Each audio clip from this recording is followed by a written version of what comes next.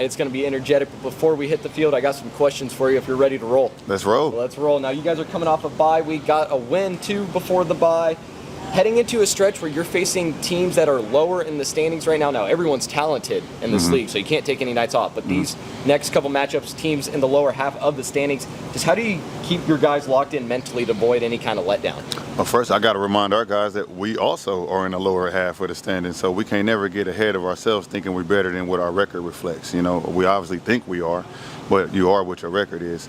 At the same time, the team we playing tonight, I have projected to be a top 1, top 2 team in this league. So I know what type of coach they got. I just got through rapping with them before I came up here, and I know they're going to come with everything they're supposed to come with. So we can't never look past competition, ever. Yep, and just to your point, looking at their schedule, they played the teams in the upper half to start the season. So they kind of feel pretty tough right now, you know, got the tough part of the schedule out. So they're built for this.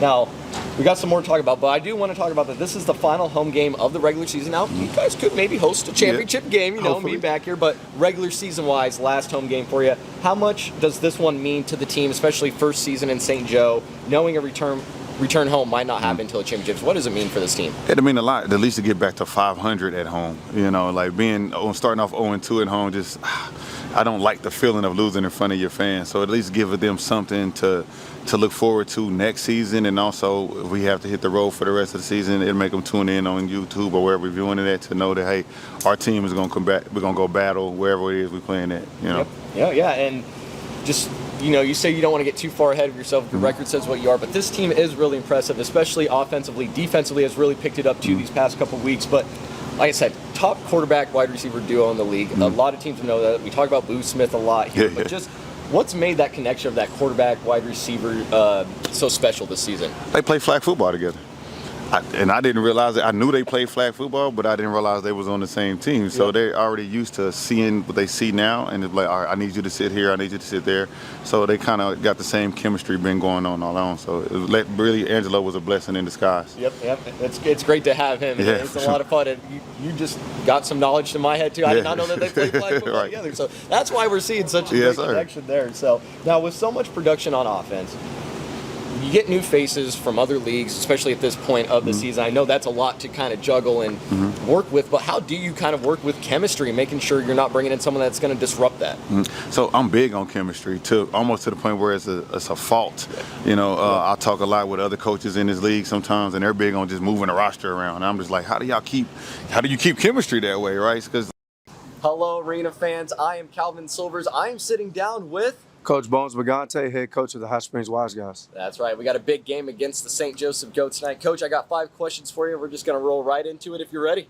All right. Let's do it. All right. So coming off the bye and a big win over the Lunkers, how much momentum do you feel like this group has built heading into this final stretch of the season? I mean, we're hitting stride at the right time. I'll say that. I try to take it 1 week at a time so I don't look too much into the future in this case. And in the last couple of weeks where we play teams back-to-back, that's the only time I try to look at the next game to try to, set up counter type of deal. But the momentum's good. We're hitting stride right when we need to. That's at the strength of the schedule towards the end of the season. And I think we're going to be fine. And all right, Coach, now you face some of the league's top-tier teams, especially in the standings this first half of the season. How has that kind of schedule shaped this team's toughness?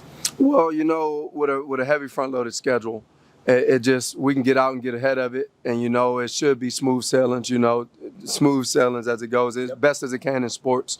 But us going against the top teams early on, and then quote unquote the less teams. But I mean, we got to be real. I mean, every league in this team is going to be tough. Yeah. You know what I'm saying? Every team in this league is going to be tough, and you guys were a shoe-in for the championship in the first year, and and y'all lost to the Woo. So I can't really say it's a front-loaded or back-loaded thing. I think all the games are tough, and we're going to try to take it week by week, one by one, try to be 1-0 tonight. And that's what makes this league so fun. It's just the competition that you're going to face every weekend. Yes. Now, you were speaking about the competition. This Goats offense, it's one of the highest scoring, if not the highest scoring team in the league. Yes. They got the top passer. They got the top receiver. Yes. What's the key? Now, I know you can't give the game plan, but what is the key to maybe trying to slow them down? I mean, we just got to do our job. I'm confident in our game plan, and we just have to execute. I feel as though the games prior and last week, the team scored off of our MAs. I didn't really see us getting beat like man-to-man or them breaking down our zones. I just feel as though it's based off of MAs, so that's our part. So we just got to do our job, alignment, assignment, and technique. And I'm used to saying 111, but that's a little different here in this league here now. Yeah, 1-7. Yeah, the 1-7. There you go. Now we were talking about the GOATs, but you have some playmakers on your team as well, especially Ambrose, just making plays all season. Yeah. How important has those guys been, your playmakers been, in keeping your team competitive each week? I mean, they are the team. The players are the league. You know, I just want to say that. Without the players, we have no fans. Without the fans, we have no ownership. We have no arena. So the players are the league. So they are a pivotal point, you know. And, you know, I'm just fortunate enough the guys to believe in me and believe in my system and my background just to come and play for me. You know, like you mentioned, we have Jordan Ambrose. We also have Aaron Dilworth. We have Lou Dorsey. We have Troy Evans. We have Quavon Hicks. We have Vincent Hobbs. Like, I mean, the list goes on. You know, we have Vishawn Palmer. It's just a lot of guys that I was fortunate enough to be able to get recruited to come out to Hot Springs. And with the season coming to an end here soon, every team is still in contention here for the playoffs. So everyone is still hanging on there, especially the GOATs here. They really need a win here. So just how are you keeping the team focused down this final stretch of just knowing that the GOATs are going to come out here and try to give you their all, as they cannot lose anymore the rest of the season? I mean, I think you pretty much said it. I mean, when every game counts, and with our motto is going 1-0 each week, it really doesn't matter where our record sits or where anyone else's record sits. We just have to do our job and do our assignments. And win or lose, if we execute the game plan, then that's on me. That's not on them. And, you know, and I'd rather it be on me than the players. All right, Coach, I appreciate you joining me here today. GOATs versus Wiseguys here in St. Joseph tonight at 7:05. Hello, Arena fans. I am Calvin Silvers. I am sitting down with Jarius Burnett, GOATs running back. That's right. Now, we got a big game here tonight against the Wiseguys, but before you guys hit the field, I got some questions to ask you if you're ready. Yes, sir. All right, let's get into it. Now, before we jump into about the game tonight, talk about your journey and how you got here with the GOATs. Well, I'm from Warner Robins, Georgia. I played high school football at Warner Robins High School. Then I went off to junior college, to Grossman College, and then went to D1 at Middle Tennessee for a semester. Then I ended up sitting out a year and a half and coming back to an NAIA down the road in Kansas, Winfield. So they had a tryout, and that's how I ended up with the GOATs. So I drove 3 hours for the tryout and made the team. Coach Dorsey was calling me the next day, talking about hey, let's get up here. So I was graduated May 12th. Trials was May 14th. Well, mini camp was May 14th. So a good graduation gift and a good yes, sir. You know, great one. It's good that you decided to drive that 3 hours, because look at you here now. And just how have you fitted? How do you feel like you fit in with the GOATs here? Pretty much, I feel like I fit in good because they already had their passing game on point, and I just came and polished it up with the run game a little bit. So it's pretty good. Yeah, helping with that run game. And now you guys coming off a bye, heading into this final stretch, and then the final stretch has teams all in the lower half of the schedule. Now everyone's talented in the league, but that is something to look at here. How have you guys stayed locked in mentally down this final stretch? Honestly, we was meeting throughout the day pretty much, staying on our P's and Q's on like what we're gonna do on offense, what's the game plan on defense, and special teams, obviously. So we really pretty much was game planning that whole bye week, and then we came back the week of practice and hit it back hard again. So we tackled on a lot of good stuff and watched film and got some good stuff that we're gonna bring out tonight. So it's gonna be fun to watch. Fun to watch, yeah. How do you feel coming off that bye week? How do you guys feel as a team? Just rejuvenated, just more focused? Oh, yeah. How do you feel? We feel way more focused and way more rejuvenated because we got the chance to rest our bodies and stuff like that, you know. So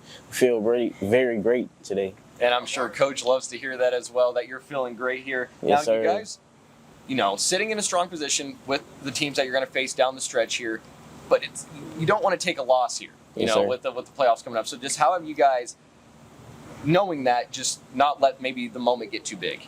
Well, honestly, we already know right here, we just got to win it out. We just got to go in and win every game from now on out. So every game we thinking about winning, nothing else. So. And that's the kind of mindset you need to have, and especially in the league like this. Now, Yes, final sir. home game of the regular season. How much does this one mean to the team, just to play in front of St. Joseph, to play in front of the fans, knowing that a return home might not come until a championship if you guys make it that far? So how important is it just to play in front of the fans? It's very important because we pack out the crowd, so it means a lot to us and the y'all to come here and be able to watch us play. So we trying to win every game that we step into the building. So. That's right. It's going to be fun. It's going to be electric tonight. I appreciate you. That's right. Thank you. Now, of course, Wiseguys versus GOATs here in St. Joseph tonight at 7:05. Yes, sir. Hello, Arena fans. I am Calvin Silvers. I am sitting down with Bashawn Palmer, defensive back for the Hot Springs Wiseguys. I was wearing number 4, but tonight I'm going to be wearing number 6. That's right, and we got a big game here tonight against the Goats. I know you guys are excited, but before we get the field, we got to hit the questions. So let's roll right into it. Now, you guys are coming off a bye week. Got to win against the Lunkers. How much momentum do you feel like this group has built heading into this final stretch of the season? I say each week we prepare differently for like different teams, different game plans, and we just try to come out and execute the game plan that coach provides for us each week. So, And it seems like it's been working so far here. Like I said, Yeah. getting a big win over the Lunkers, heading into the bye week. How refreshed do you guys feel from that bye week? from the bye week, we feel pretty confident. Yeah. And now, feeling confident because you have faced some of the top tier teams in the league right now, at least in standing wise. Just how has that kind of schedule shaped this team's toughness? And it starts in practice. So all week, I tell my guys, like, we gotta focus on being disciplined and, just working our techniques and reading our keys and just playing fluently. And this Goats offense, you're talking about, playing everything right, doing everything right, being Yeah. disciplined. This Goats offense, they can score some points. Top quarterback, top receiver in the league, at least with yards and everything. What's the key to slowing this Goats offense down? So keeping everybody in front, getting hands on, got to. That's when it's the most fun. That's when it's the Yeah. most fun to play DB too, when you get hands on, everything like Yeah. that. Now, you guys have a lot of playmakers. Defense, offense, no matter what. You guys have a lot of playmakers. Just talk about the talent that you guys possess with this team. What kind of talent do the Wise guys have? So we got the best 7 on defense. That's all I can really say. Yeah, plain Yeah. and simple. Put it on the billboards. Yeah, plain and simple. Just come out, play hard, physical, smart ball. Especially in this league, that's what you have to do. It's quick, it's fast paced. I got one more question for you because All right. playoff implications, they're looming. Everyone's still in contention for it, with how the league is built. Just how are you guys staying focused and not looking too far ahead and not thinking too far about the playoffs? All the vets on our team, so they already been here. So guys like me who are rookies, they just let us know, like, hey, it's just another game. You've been here, you've been playing all your life. So just go out there, just do your thing. Well, I appreciate you joining us here today. We have the Wise Guys versus Goats here in St. Joseph tonight at 7:05.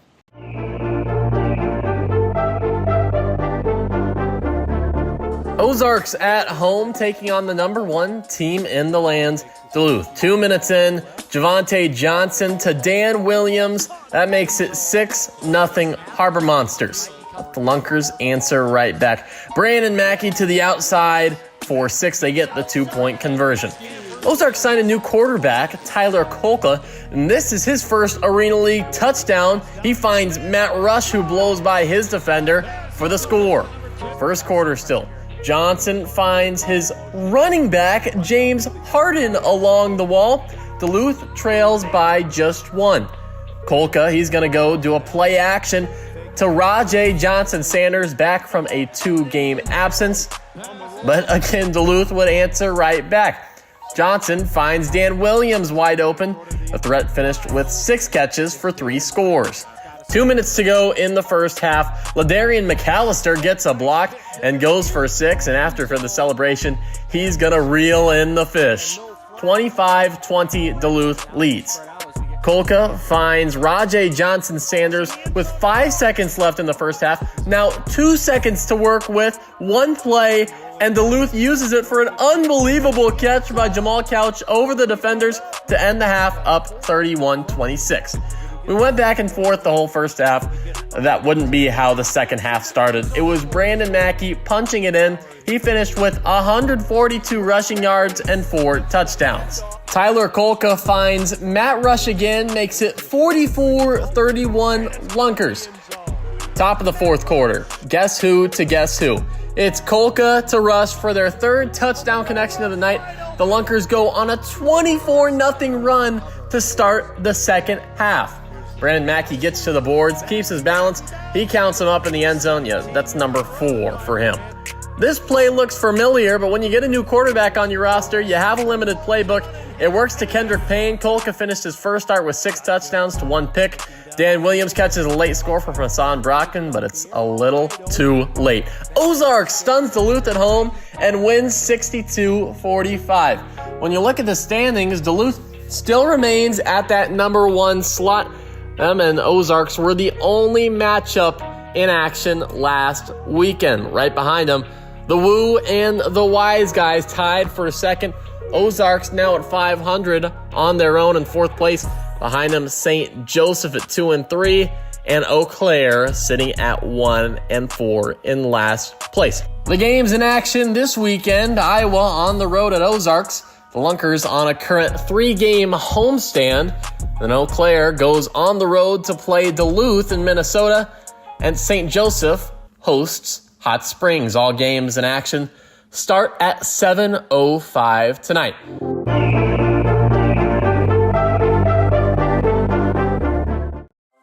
Welcome to the Arena League. This is football reimagined. Not your great-grandpa's slow-motion Sundays. This is 7-on-7. It's fast. It's loud. Every play is pressure. Every yard is earned. 2025 brought the upgrade. 20-second play clock. No punts. No breaks. Live walls. And yeah, they hit. QBs now have a run lane. Step out. That's a flag. Everyone's eligible except the center. Touchdowns are 6. Then choose 1 from the 5 or 2 from the 10. Kickoffs are different here. We throw it all, and it's gotta fly 40 yards. And if it hits the stands, take that puppy home. No other league does it like this. New rules, new era. We're growing fast and hitting harder. This is the Arena League, the most entertaining league in sports. And your moment starts now. In the quiet moments before dawn, champions are made. Every fan, every athlete, every moment counts. It's not just a game, it's a passion that unites us, drives us, and makes us strive for greatness. Greatness is wherever fans connect and call home. We believe in the power of the community. We believe in turning passion into action. We bring fans closer and transform loyalty into unforgettable experiences. Join us. Make every moment matter. Fan Club. Get your fans in the game. My mind is set, my grind is set, my heart on ice cold. I'm only here to even the score. Whoa. My mind is set, my grind is set, my heart on ice cold. We're down right now, but did it before. Whoa. See from here we going up. Made the call, I shown up. Now the game is sewn up. Say my name is blown up. We up, we up, we up, we up, we up, we up, we up, we up. See from here we go.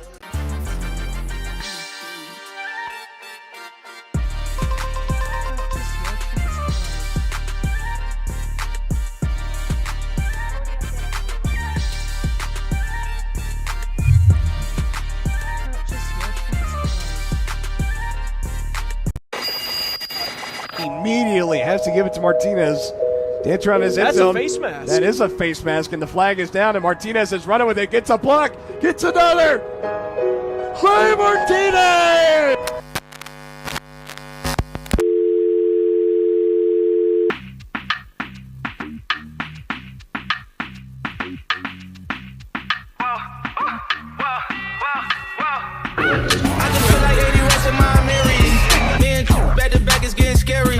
If you fucking with my eyes, just don't come near me.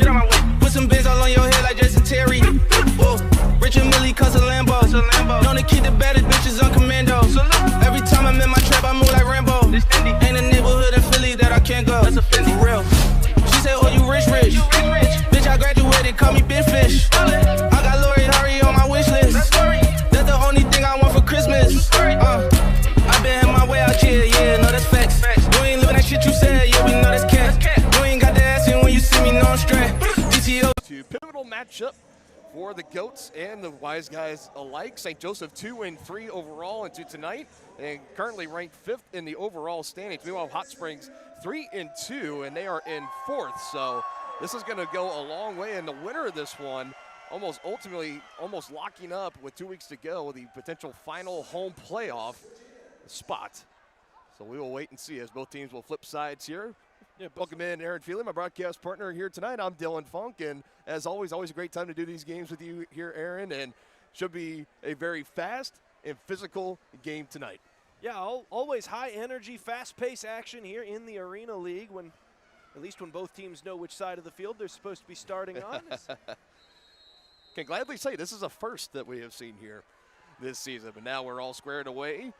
Hot Springs wins the toss, they defer, so we'll see the St. Joe Goats out on offense first. This highly anticipated matchup, this high-flying Goats offense against this tough-nosed Wiseguys defense, and already a good sign for Hot Springs. Right down the field goes the coverage team on the throw-off, and St. Joe essentially will start pretty much like a touchback. They'll have it 1st and 10 right at about their own 6-yard line, as we'll see Angelo Trujillo back on the field here. The resumed starting quarterback role back in week 2 coming out of halftime, and he has not looked back since. The most combined touchdowns in the league since starting, with a total of 30. Takes a snap in his end zone, rolls to his right, fires down the field, has a man with Washington, but just overthrown, incomplete. That was actually a great throw there. Washington, I think, was concerned about the defender, but if he had just kept running, kind of just ignored the deep safety entirely, which I know is very difficult to do. I'm making that sound like it's super easy. But had he been able to pull that off and just kept running, that ball would have been right in stride. You go to the ground this time, Jarius Burnett, and he does not have a lot of room. Maybe just gets back to the line of scrimmage or maybe a yard, but not a whole lot here. 3rd and long coming up. Not a lot of defensive specialists in the world of arena football, but Hot Springs definitely among them. One of the fewest amount of rushing yards allowed, and Trujillo's going to pile some good ones up here. He will go right into the wall. 1st down and then some for St. Joe. And that's going to be the key. The Hot Springs Wiseguys specialize in sound, technique-driven defense. They don't give up a lot. It's going to be the speed of St. Joe and the ability to create versus a team that absolutely won't make mistakes on you. You're going to have to earn and create every yard you get. You're not going to get many freebies against this Hot Springs team.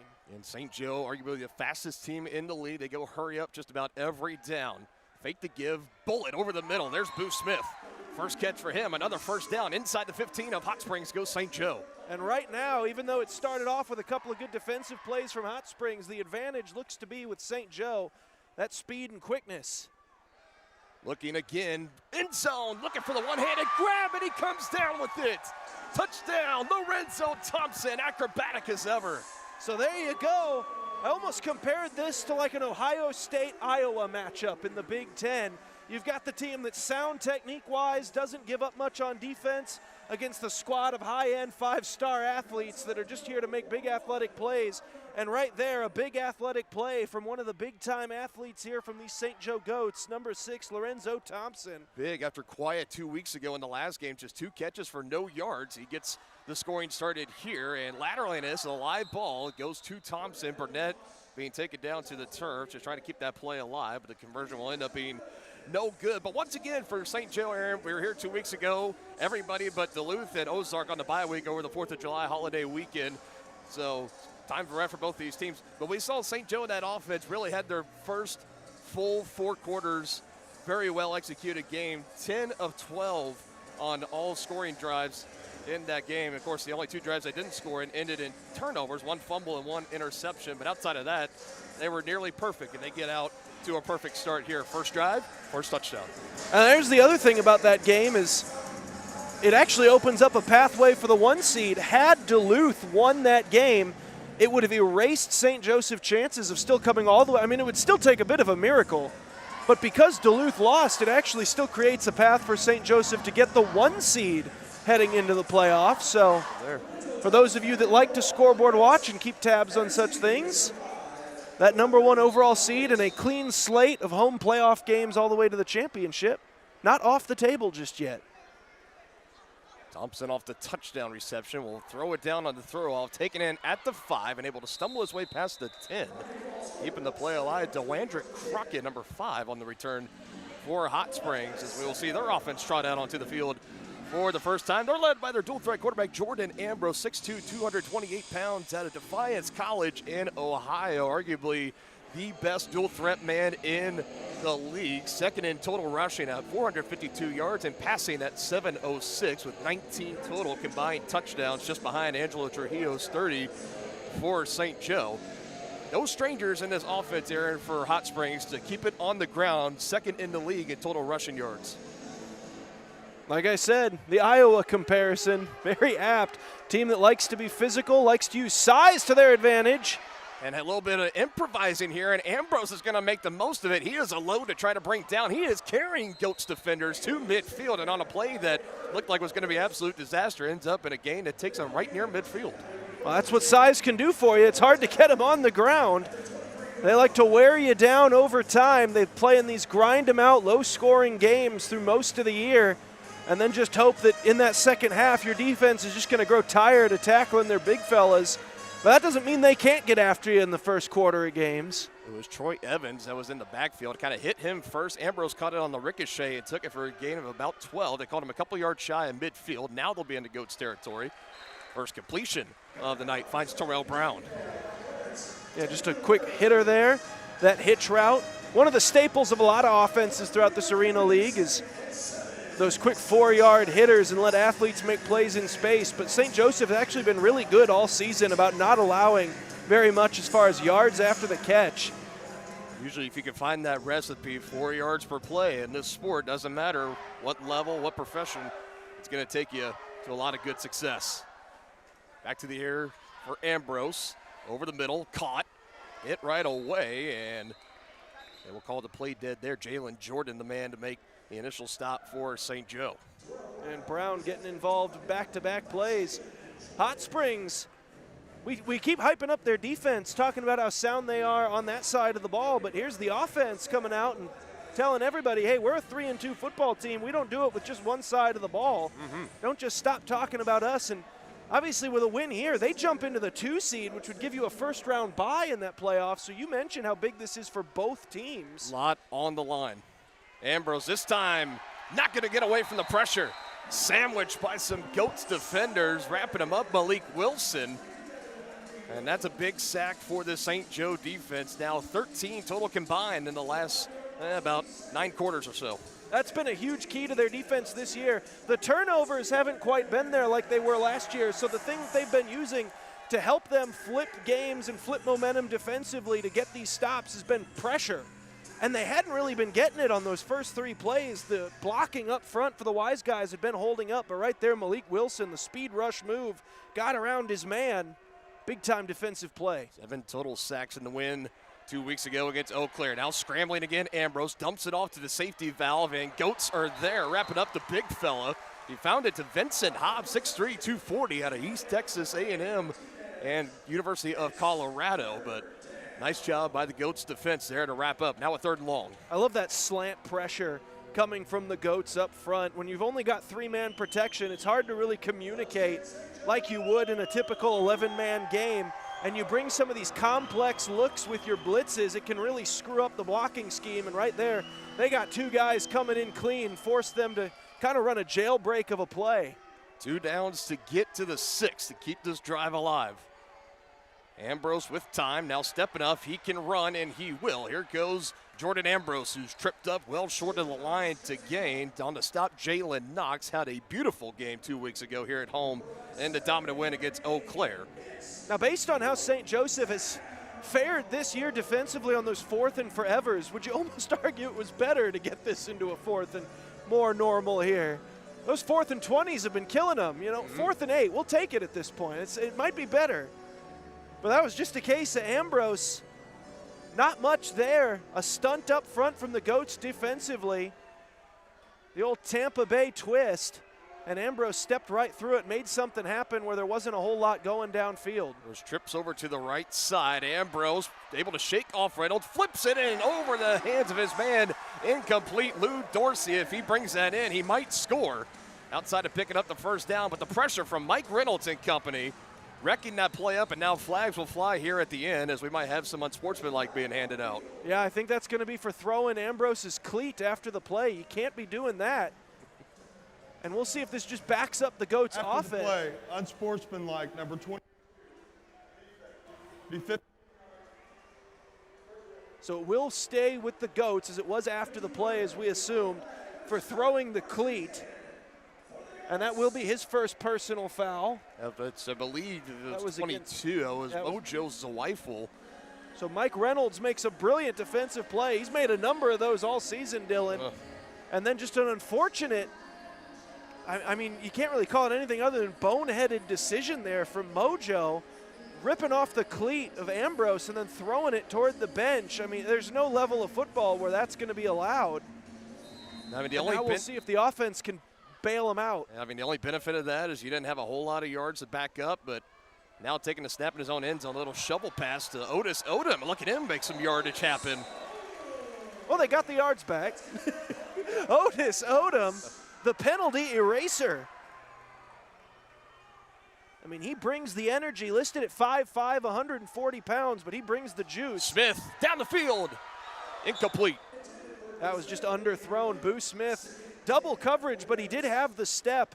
You lead him up the field. He was behind both defenders, but the ball just a little bit underthrown there. You had Roderick Chapman and Zeno Hannibal both in coverage, and I believe it was Chapman that got his paw on that ball, and immediately, right as he was about at the Hot Springs 20, Smith put the hand up, and if you're Trujillo, you got the best receiver in the league, you might as well throw it down to him. Now a dump off short to Smith. He lowers the shoulder, and into the stands he goes. Ball gets swatted away. There's a free souvenir.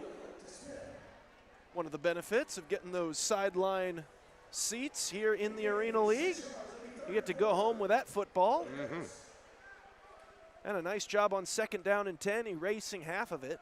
Already second reception of the game. Now Williams, a little hook and ladder as he goes right back. I believe that was Odom out of the backfield who kind of Superman poses up against the wall. Very fitting, a new Superman out in theaters. And let's see if they're going to give him the yardage or not. Initially, it looks like it's going to be, I think he was they're just going to about say a 4th yard down. shy. Yeah. That's what it looked like to the naked eye, but we'll see where they spot it, and it will be 4th down and 1 here, Dylan. And they've got their scat back, not exactly their power back on the field. Basically 4th and inches, smart play there. Quick shiftiness of Odom pushed into the wall, and Otis Odom, this is becoming the Odom drive right now.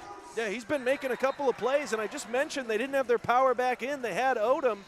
Must have heard me, felt disrespected. They go right to him in some space. Easily gets that 1st down.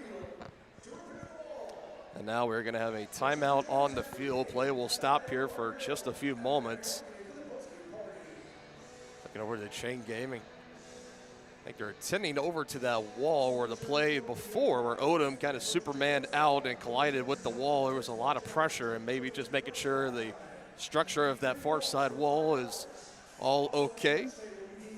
Last thing you want is someone to go right into that wall and it tumbles over and into the fans. We've seen a few instances of kind of play on the field spilling over into the sideline suites for the worst, but they stop. They say everything's all good. So Goats drive will pick up here. Already a chance to make it a 2-score game here in the first quarter as we're about 6 minutes left here to go. Dylan Funk alongside Aaron Feely. Right at midfield, Trujillo will take the snap. Pressure coming, lobs it, looking for Washington. Oh, he got it. He's got it. Over the wall he goes, still able to hang on. Touchdown, St. Joe. That is now both touchdowns scored today. That we talked about that technique versus athleticism battle.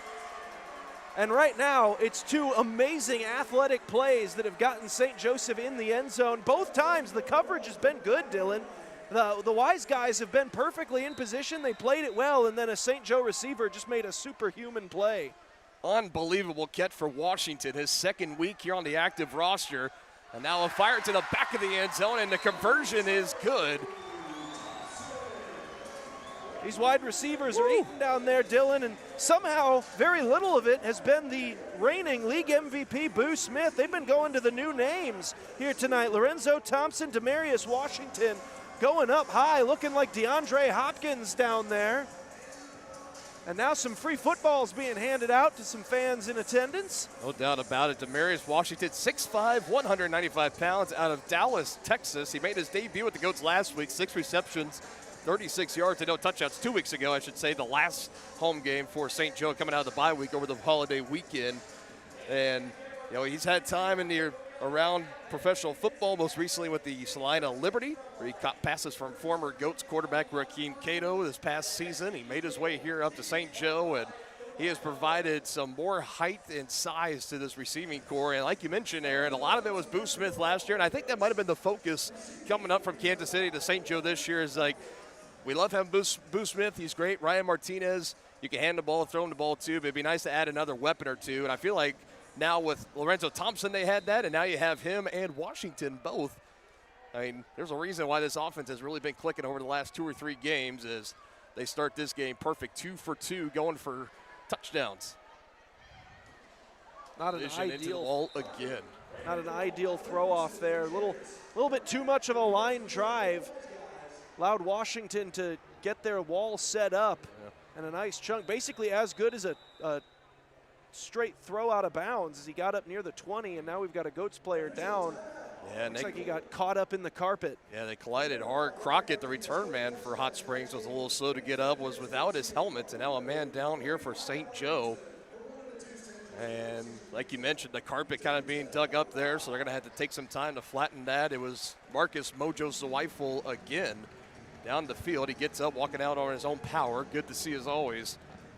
That was hard contact going down right into the wall, so they're going to make sure all that is set up and good here. So now kind of turn the attention to Hot Springs here, Aaron. I'm sure they watched the tape from 2 weeks ago and knowing how this Goats offense was humming against Eau Claire, you never want to use the term you got to have it necessarily, but you're already down 13-0. You would like to at least come out and have a response on this drive to keep yourselves hanging around, because if you give St. Joe another chance without putting up any points, if they could go down and make it a 3-score game, you get this crowd in the garage here at Tech Team Field in the Civic Arena at St. Joe. I mean, we could be looking at a potential rout early, potentially. But. Yeah, and I mean, we all know how explosive this St. Joseph offense is. It's been the thing that's kept them in a lot of the games this year, even when they've lost. So if you're Hot Springs, you definitely have to be in the back of your mind thinking about not just based on where you are score-wise right now, but you know St. Joseph is going to put up big points today. Even against your defense, it's looking like they've got the edge. They put up big points every week. You just have to start focusing on, hey, we know they're going to score around 50 or more. We're going to have to hit that number too, so let's get going. We're running out of first quarter play. We don't want the clock to strike triple zeros and us still looking up there. I mean, you know, with their usual point scoring for most of this year where they've been in the low 40s, sometimes breaching into the 50s, you know St. Joseph is going to be putting up some high point totals. Yeah, for Hot Springs, it took them all the way into week 5 to get 50 or more. They put up 57 against the Ozark Lunkers in a win, 57-48. So arguably both teams coming into this game with the bye week sandwiched in between, but coming off both their teams' respective best offensive performances of this 2025 season. But right now, early advantage to St. Joe. 2 drives, 2 touchdowns. The last drive for Hot Springs ended with the turnover on downs. So they were getting close to scoring range. And now Ambrose pressured here, and another, not going to be a sack as he was able to get it out at the last second. Heads up play there. He finds Lou Dorsey again. The boy from Illinois, over in my original neck of the woods, went to the University of Illinois. Great play by Ambrose in the backfield, totally wrapped up. Looked like St. Joseph brought yet another well-timed, well-disguised blitz that they didn't have an answer to until the answer just became Ambrose making a superhuman play. This time they crash in on Ambrose, not going to let him run. Clarence Taylor III. And going to have some words with Kyle Lester, the lineman for Hot Springs, who took some exception there to the end of Taylor holding on to that leg after a second or two after the whistle was blown. But yeah, I mean, not many linemen are going to be too terribly thrilled about you finishing with a single leg takedown on their quarterback. And not too many going to be really that polite about it, I would think, either. No, I think maybe Taylor just kind of explained himself after that is the only thing I can imagine. But probably a stern first and final warning, I would imagine. Well, either way, it's going to bring up 3rd and long here. Loss on the play, 3rd and 10. Ambrose looking to go back to the air. Down the field he goes. Has a man, and over the wall he goes. My goodness.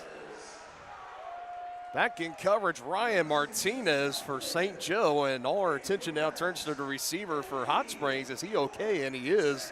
Aaron Dilworth He hops back over the wall, leading receiver, 232 yards and 9 touchdowns this year for Hot Springs. Thankful to see him get back over the wall. He took a tumble head over heels. Yeah, and he's kind of one of those modern styles that receivers like to use. He doesn't go knee pads, which normally is just fine on the turf, but then you'd end up taking a, like you said, head down, feet up tumble right over that wall and end up over on the concrete, suddenly maybe wishing the knee pads were in place as he came up a bit gimpy. Hot Springs not going to surrender here. They're going to go for it. 4th and 10. They need to get to the other 20. Down the field. How about more?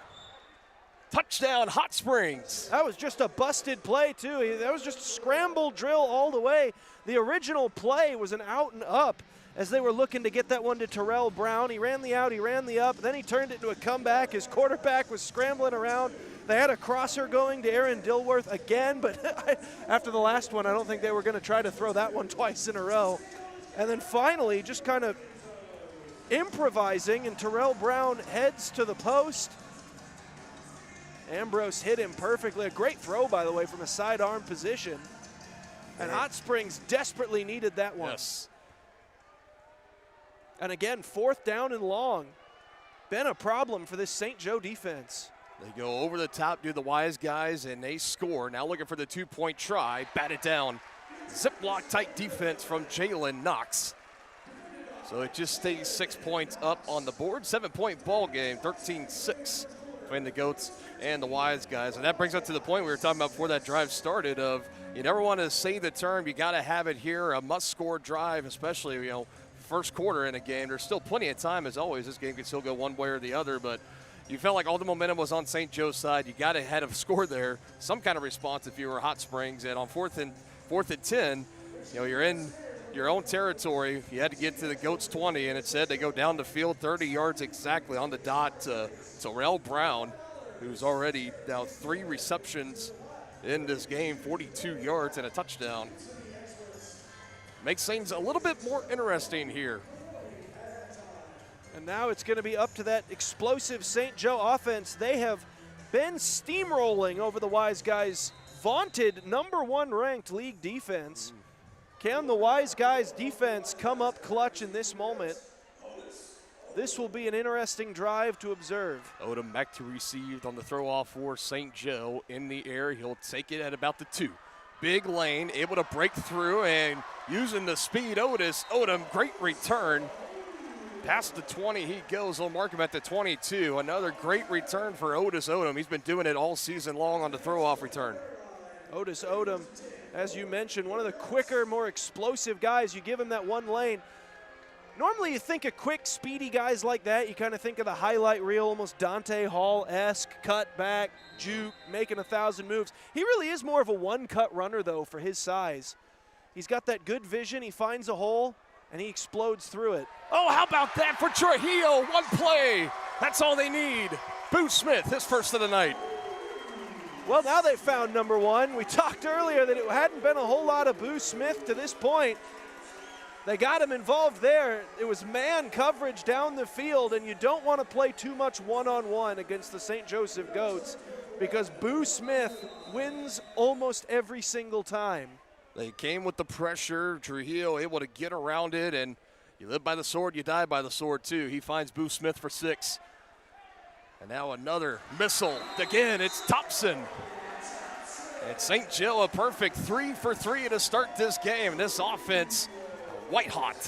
Now, you and I talked about it off camera in the pregame, Dylan, what this matchup was going to look like from the perspective of Hot Springs comes in. They're one of the biggest, if not the biggest, just as far as muscle mass out there on the field team in this league. They rely on that grinded out physical style of play, beat you in the 4th quarter. St. Joe, they might be the fastest team in the league. I mean, this was truly the ultimate battle of styles. And in a sport like arena football, with the rules being what they were, I thought this was a huge matchup advantage for St. Joseph. Even though the Wiseguys came in with that 1-game advantage over St. Joe, I thought just in a head-to-head style battle, no matter how they match up with other teams, against each other, I thought St. Joseph was going to have a big advantage. And right now, that's exactly what it's looking like. The Wiseguys just have no answers for the just sheer athleticism that St. Joseph has brought to this field.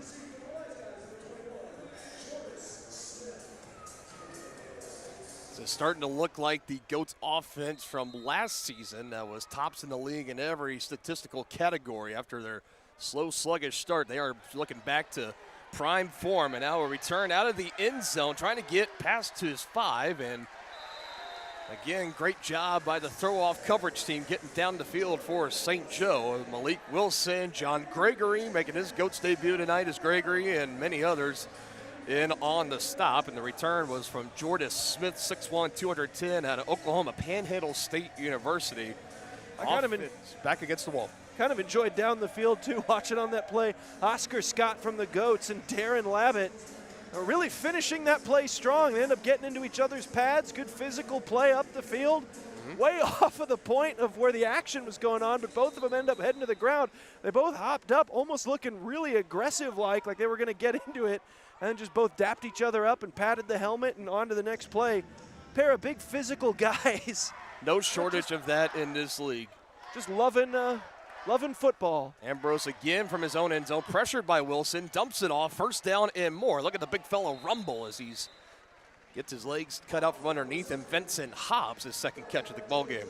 You want to talk about big physical guys listed at 240 pounds, big 6'3". They've got him on the roster as a wide receiver tight end. He doesn't play a whole lot of wide receiver. Yeah.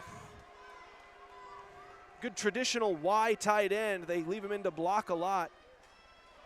This time, Brown. Quick hitter there for Hot Springs. A lot of the fans around this area not too fond of wide receivers wearing that number with that last name around these right about now. A.J. Brown of the Philadelphia Eagles, that's your reference there. And right now he's been the Hot Springs #1 offensive option. So far, team leading 4th reception. Hobbs, the only other one with 2, and Dorsey with 1. Ambrose with time, now starting to run out of it, and he'll throw it away. Nice catch by a fan in the stands.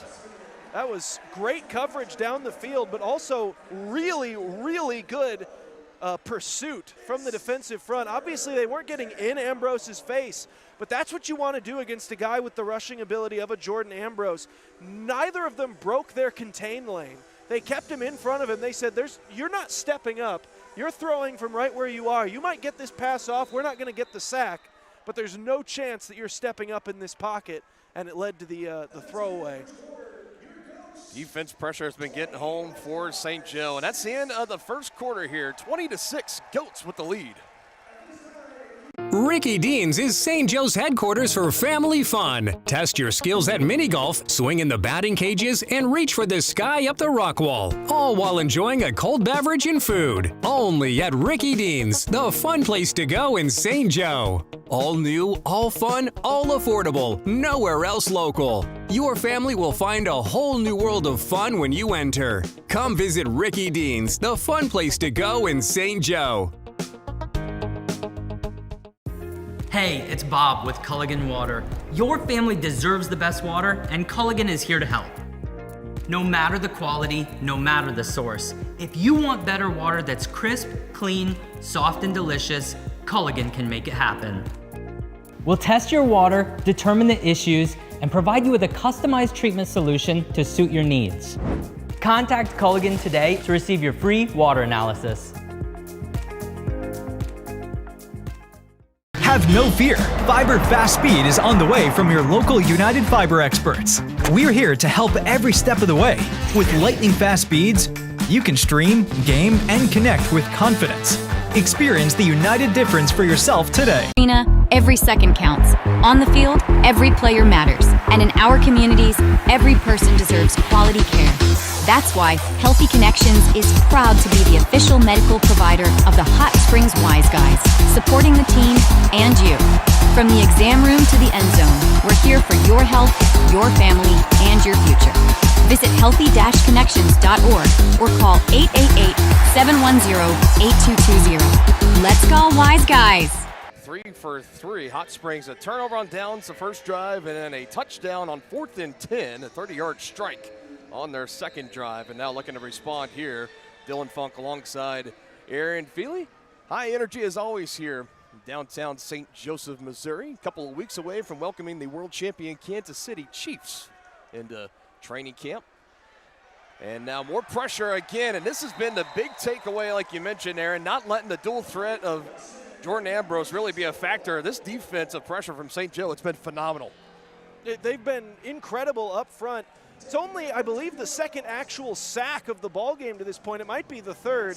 But either way, even when they're not getting home and getting the official sacks on the stat sheet, they have been incredible at just the classic do your job. They're beating Hot Springs at their own game right now in keeping their contains, not making any mistakes up front. So another mistakes like calling the Kansas City Chiefs the reigning world champions, Dylan. They're world champion class. Oh my goodness, and there's a fight breaking out over on the Hot Springs sideline. Now a 4th and 12 play. Gotta have it here. Oh my. Low coverage, but it goes incomplete. Ambrose throwing out of pressure again. And if it was just a little closer, without a doubt, Vincent Hobbs takes that, and it's another touchdown given up on 4th and long. But meanwhile, over there on the Wiseguys bench, what could be happening over there? A full-out brawl breaking out. Yeah, I was trying to get some numbers, and I couldn't see who it was involved with it, but now teammates having to be separated on the Wiseguys bench. And like you mentioned, it was looking like it was going to be another blown 4th down and long coverage for the Goats defense, and they caught a massive break. A clean overthrow. Vincent Hobbs, I mean, he's doing a touchdown dance in our end zone right now if that ball's on the money. And you want to talk about coming apart at the seams right now for Hot Springs. This is not a good sign. Down to the ground goes for St. Joe and Jarius Burnett, and getting minimal yardage there. Whistle's blowing as we'll slow things down here. Yeah, the Goats trying to argue that Hot Springs. So a timeout for Hot Springs is going to be taken here. And they were trying to argue that Hot Springs didn't quite get their extra man off the field in time, but I believe they snapped that ball with 6 guys on the field. So it wasn't an extra guy that was over in the corner of the end zone. Yeah. He was the 7th man. He was just chilling over by his teammates for some reason. Yep. I mean, and that's going to be kind of the story for me as this game continues to go along, because we've seen tempers flare and passion spill over a little bit in the field of play, usually against a player or somebody that's got the opposite colored jersey as you in the game, but we have never seen a full friendly fire in the own bench area. There's a little bit of a scuffle going on here. Don't want to show signs of, like you kind of mentioned, falling apart early. There's still plenty of ball game left here, but Goats knocking on the door of yet another touchdown, already up 20-6. Trujillo got to take this one himself. Gets a nice block from Burnett, takes it inside the 5 and is met and pushed backwards a yard or two. First down picked up nonetheless, but not before you paid the price for it there at the end. Now, thankfully, Trujillo, a guy who last year was not the starting quarterback. He was a defensive back for this team, so a physical player. Goal to go at the 4, and he'll look to throw again. Now coming back, got another nice block, and it's intercepted. A throw over the middle of the field and a blindside block. Running it all the way back, and Boo Smith will wrap him up before he gets to the St. Joe 10-yard line. That's Jordan Smith on the interception.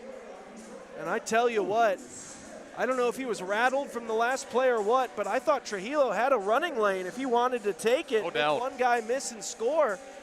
And you want to talk about just handing a plate of momentum back over when you had a chance to absolutely get the kill shot there. Hot Springs defense finally comes up with a stand. It's been the side of the ball that they've relied on for most of the year, and it might just be the side of the ball that gets them back into this football game. 11th total interception taken on the season for this Hot Springs team. And for Jordan Smith, his season debut, he was invited to training camp back in January. First game suiting up, and now he's got his first interception, and that's got the Wiseguys in prime position as they overthrow to the end zone, intended for Aaron Dilworth. But yeah, like you mentioned, Aaron, everything that we saw from the brawl over at the bench and the turnover on downs, Goats were right there at the 4-yard line, goal to go. Looking to make it a 3-score game, and then for Angelo Trujillo, that interception just on a great return as well. Handing with a nice big bow wrapped up nicely for Hot Springs. a potential chance for them to get right back into this ball game. And if the defense can make a stand, though, let's talk about the effort by Boo Smith on No the doubt. back end of that. Reynolds, and a flag comes in. He feels like he was held in. He's still going to come around. Oh, he's going to get a piece of that sack. Ball comes loose. Whistles were blowing pretty quick.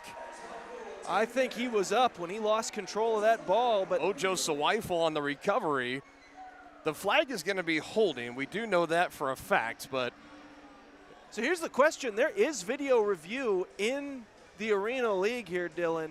The question is going to be, do you think you've got a camera angle that you feel good enough about to bother challenging this, that he might have been up when he lost that football? There was a clear recovery by Mojo Zawaifel. Mike Reynolds, though, you want to talk about high effort, was held on the play, came back and got the sack. And now it's 3rd down and long. Oh, he's thinking about throwing it. And he's going to say no. So they declined the holding penalty. It was a loss on the play. So 3rd and 14. Mike Reynolds gets into the backfield. 3rd collective sack of the game for St. Joe. Should honestly have about 4. Ambrose has been a magician at times. He's looking to do it again here. And now the ball is loose. And again, the whistles blow early. That one for sure, I'm fairly certain he was down. I agree. He lost that ball, but that looked painful going down there. Took one right to the knee. And we got another flag, though, so this all could be for nothing, and it will be. 77, 10-yard penalty from the spot of the foul. Yeah, and that was Reynolds forcing the holding penalty again. He has been a monster at times this year. We've had a couple of games on the call where Reynolds has been less called by us up here in the booth. But the games where he decides he's going to take over, I mean, he takes over. He is a force of nature, no doubt about it. The former Kansas Jayhawk, he is really, to me, I go back to the second game here at home against the Iowa Woo. He really kind of found his second gear there. 3 total sacks, a scoop and score touchdown, and he has just been on fire ever since. Throw to the end zone. And, oh, did he catch it off the ricochet? He did. They say incomplete. So Troy Evans doing his best to plead the case that he caught it in coverage. Jalen Knox. And they're going to say off the wall and falls down incomplete. I like the concept there. They used motion to try to get a scissor route going down the field. You had a wheel from the inside guy and a post up top. Not a traditional scissor with the post in the corner, but the same general rub concept to get a guy on that far corner and, of course, toward the middle post. St. Joe, though, just didn't fall for it, didn't get bumped off by it, had the good coverage, and now these 4th and longs. Trying to put the woes to bed here. This is essentially a 4th and 24. Ambrose going to the end zone, has a man, 3 blue jerseys. It goes incomplete. Danger there is that they played it so well. They had 3 guys in front of the ball and they batted it. But because all 3 of them played it so well, the ball actually bounced and hit off the wall. And the only player still on his feet was the intended target, number 1, Aaron Dilworth, who was unable to get over there in time. But that could have been one of the more "are you kidding me" type moments of the year for St. Joseph. At that point, you're just assuming that on any 4th and long play, if you're St. Joe, you're just cursed at this point. You did something and you would be cursed, but that ends up not being the case. But like you mentioned, though, how about the effort from the defense and for Boo Smith on the rundown on the interception to have that turnover not be too painful for St. Joe. Now, a little dump off here to Otis Odom. He versus past the Hot Springs 20 down to the 19. So that goes down as at least a 6-point tackle from Boo Smith on the effort. Trujillo this time will take off and run and not going to get too far. It looks like he's going to be about a yard short. Decent chunk of change there, though.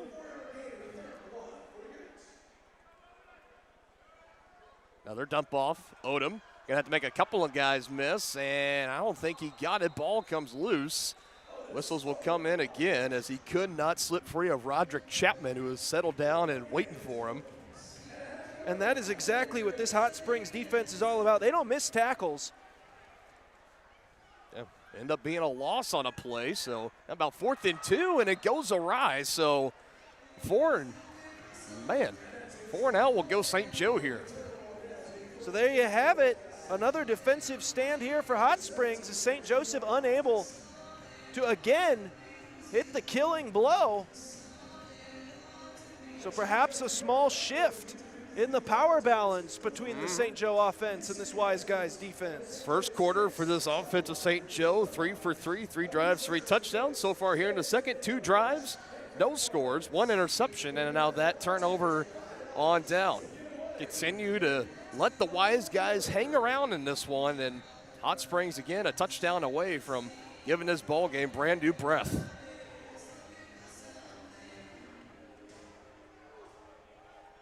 You start to feel a little bit of a lull start to sit in here with the fans inside the Civic Arena. 2 in motion. Ambrose surveying, now fires, looking for the big hitter down the field. He's got Hobbs, and he's incomplete. He had it once and twice, and then falling down to the turf, knocked it loose for a 3rd time.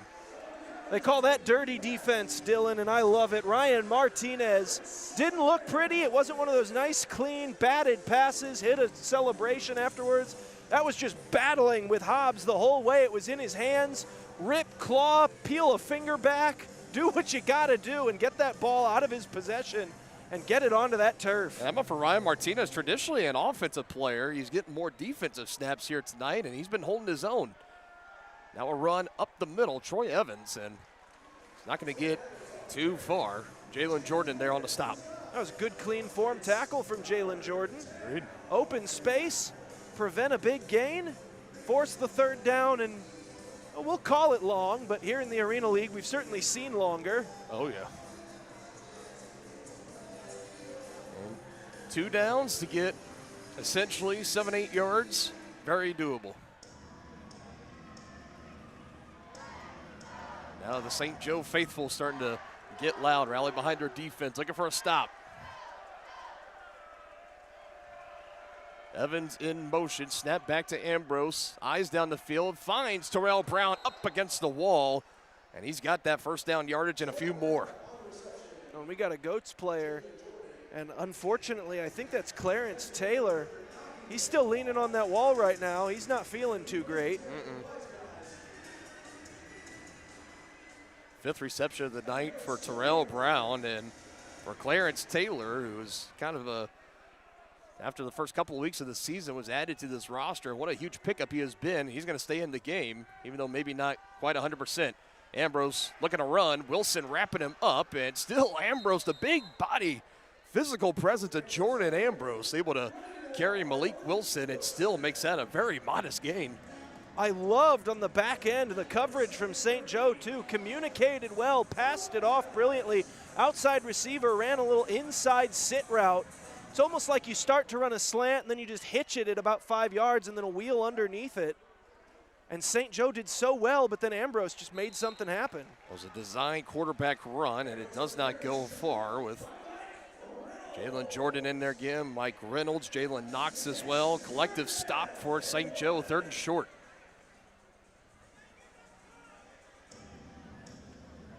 Love what we're seeing defensively from St. Joe tonight. Has not been the strength of their team like it was last year thus far this season. They've had their struggles, but here tonight looking good on this side of the ball. Now we'll see how they look on a 3rd down and short against a big running quarterback like Ambrose. Under 4 to go until halftime. Pressure coming, breaking through Jordan. Ambrose able to step aside, but he's not going to get away. Jordan, Reynolds, Wilson, the trifecta with the sack. Went down kind of hard, but clean. Nobody with an extra shove or anything. The pile just kind of falling over, and that's how they play it, is it? That was wildly excellent defense and pursuit and contain. Everything done well on that 3rd down and short, but now you got another play, you're going to have to do it. And we'll see if this Goats defense can make yet another big-time stand. 17 sacks in the last, closing in on 10 quarters of action for this St. Joe defense. They have just found a spark. A lot of credit to Mike Reynolds up front. He has been huge, and seen tonight Jalen Jordan, Malik Wilson, others able to get pressure on Ambrose, get him scrambling, and give Reynolds a chance to break free off his block and wrap him up. That's been huge. We knew that Ambrose was the big dual threat, now over 500 rushing yards and over 800 passing yards total on the season. you knew the Goats were going to kind of have to find a way to contain him, and so far they've done that through about 2 quarters of action. No Mike Reynolds on the field here, which is interesting. Weifel on the pressure this time, and it's batted down by Jordan. Another turnover on downs forced by this St. Joe defense, their 4th of the night. Great play by Jordan, but even if that pass had gotten past him, the coverage, he was looking for that little stick route to his tight end. I believe he was going there for Vincent Hobbs, and he was well covered just past the sticks. I don't think the pass would have been completed regardless. Man, St. Joseph, they have been working on that defense this week. Yeah, and how about this recent snap? Just 1 of 6 for his last 7 attempts for Jordan Ambrose for a total of 10 yards. And the 3rd turnover on downs forced. We have not had a score by either team here in the second half. Jarius Burnett trying to change that. My big play. Goodness gracious, what a run.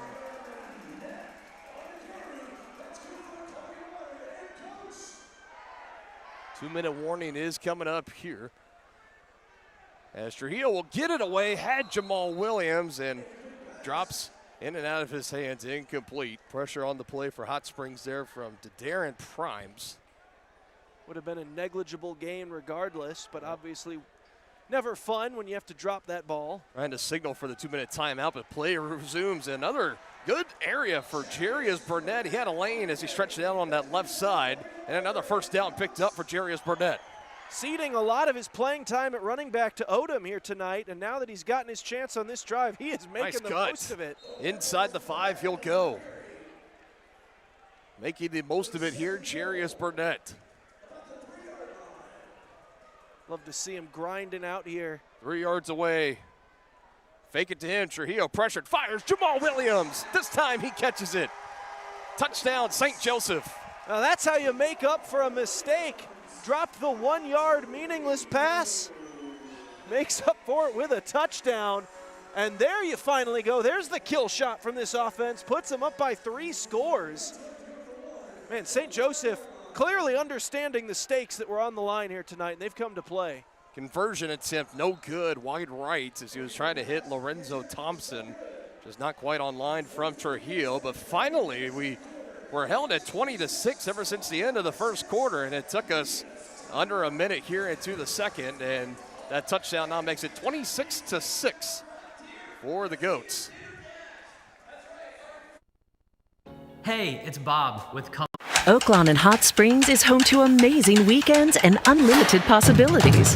Is your Oaklawn having a big night at the tables? Or a day doing nothing at all by the pool? Is it great food and great friends in the Oak Room? Or complete solitude in the Astral Spa? At Oaklawn, it can be whatever you want. Plan your Hot Springs getaway at oaklawn.com now, because your weekend and your Oaklawn is waiting. This is my Oaklawn. What's yours? This summer, get lake ready.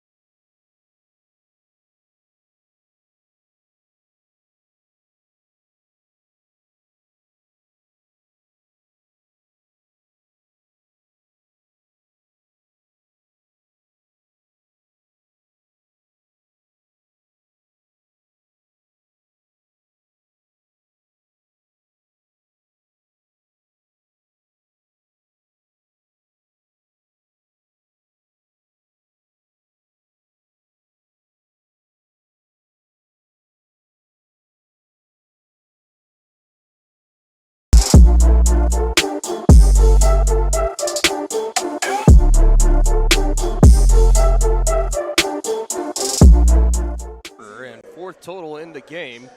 20-point lead now as St. Joe. We've been waiting for that offense to kind of deliver that sucker punch to really put them good distance between themselves and Hot Springs again. How about Booth Smith? Oh, look at him. How about that for good tackle, getting down on the coverage team on a throw off.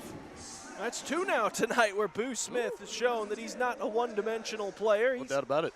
He can go down there and lay the lumber. We're very familiar with his defensive paralysis. We saw him in the second game at home last season when we were at Municipal in downtown Kansas City. He had 3 interceptions, all 3 for pick sixes against the Iowa Woo. And it was on his birthday of all days, too. He ended up making a lot of highlights on local news, including what you need to see today on KSHB 41. So we know he's just an all-well-rounded athlete, the kid out of Mizzou. Pressure again from Ambrose. He's been fleeing almost the whole night, but able to get away. And again, hard to bring down as he backpedals his way into a first down. He's been fleeing most of the night, but he's also been turning a lot of them into that.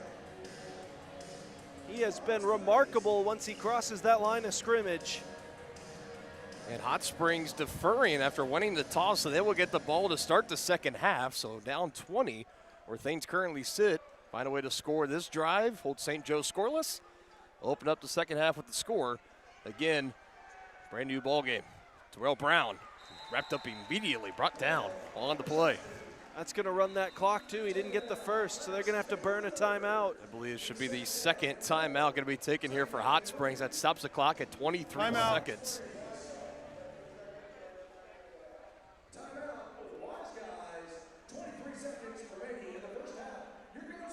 So again, it has been Terrell Brown, the favorite receiver so far tonight for Jordan Ambrose. 62 yards and 1 touchdown already in this first half alone. As for the St. Joe Goats, you could say it's been Boo Smith or Lorenzo Thompson, both with 3 total receptions and 1 receiving touchdown. The one for Boo was from 28 yards. Lorenzo Thompson was for 13. Otis Odom, he's been getting into the receiving game tonight as well. 5 total receptions for him.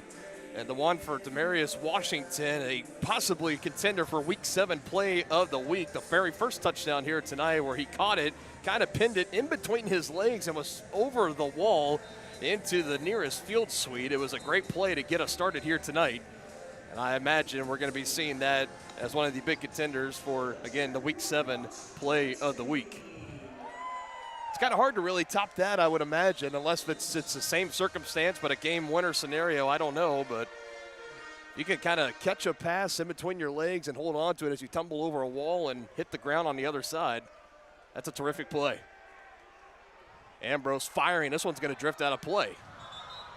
And a fan had a chance to get it, trying to lean over the railing, but just off the fingertips, incomplete. He gets the ball anyways.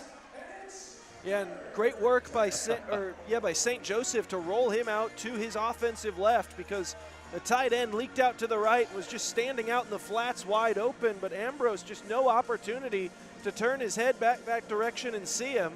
So he just had to throw it away, thinking that he had no options down the field. The pressure doesn't always succeed by getting sacked. Sometimes it succeeds by just making you make mistakes. No doubt about it. Something that Hot Springs has not been known for this year. Again, trying to take off and run and wrapping him up immediately. I believe that's got Mojo Sawifel in there on the stop. I believe that was John Gregory who got him wrapped up.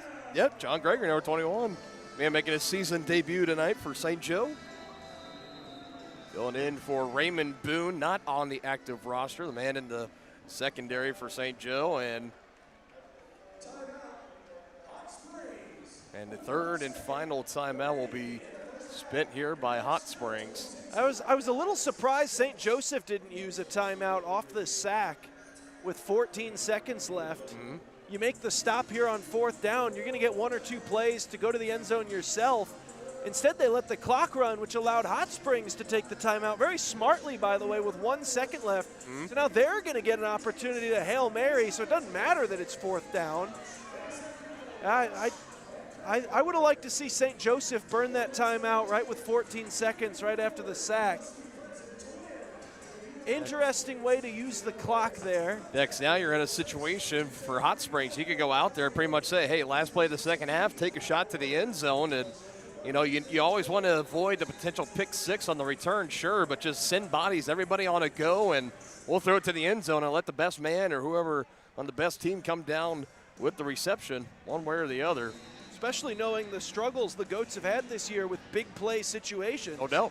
We've seen it happen to them tonight. It was a 4th and 10 where Hot Springs was in their own territory at their own 20. And well, I'll say 30-yard this. strike for the touchdown. Based on the defense St. Joe is lining up in, I can't imagine this throw goes to the end zone. Pretty much prevent defense here. I would say this is going to be short, and then get some blockers in front and let somebody run and break a tackle. Ambrose holding. It's going to be into the end zone. It goes off the video board. Oh, that video board here inside the Civic Arena. It has haunted both Goats players and opposing players alike, and that is how this first half will come to an end. 26-6, fairly low-scoring affair, but St. Joe in control for the majority. 20-point lead going into halftime. So we'll step aside. Riley Underwood and the crew will have you taken care of. Halftime show coming up next.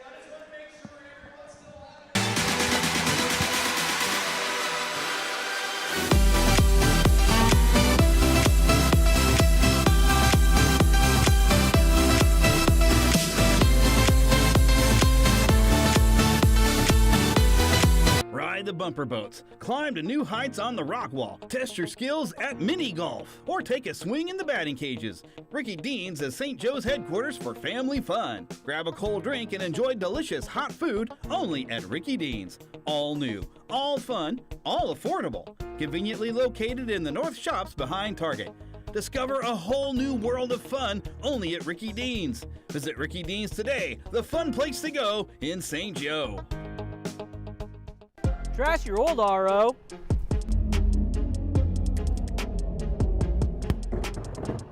Score a touchdown with the new smart system. Upgrade now to an Aquasential Smart RO system and receive free standard installation. Have no fear. Fiber Fast Speed is on the way from your local United Fiber experts. We're here to help every step of the way. With lightning fast speeds, you can stream, game, and connect with confidence.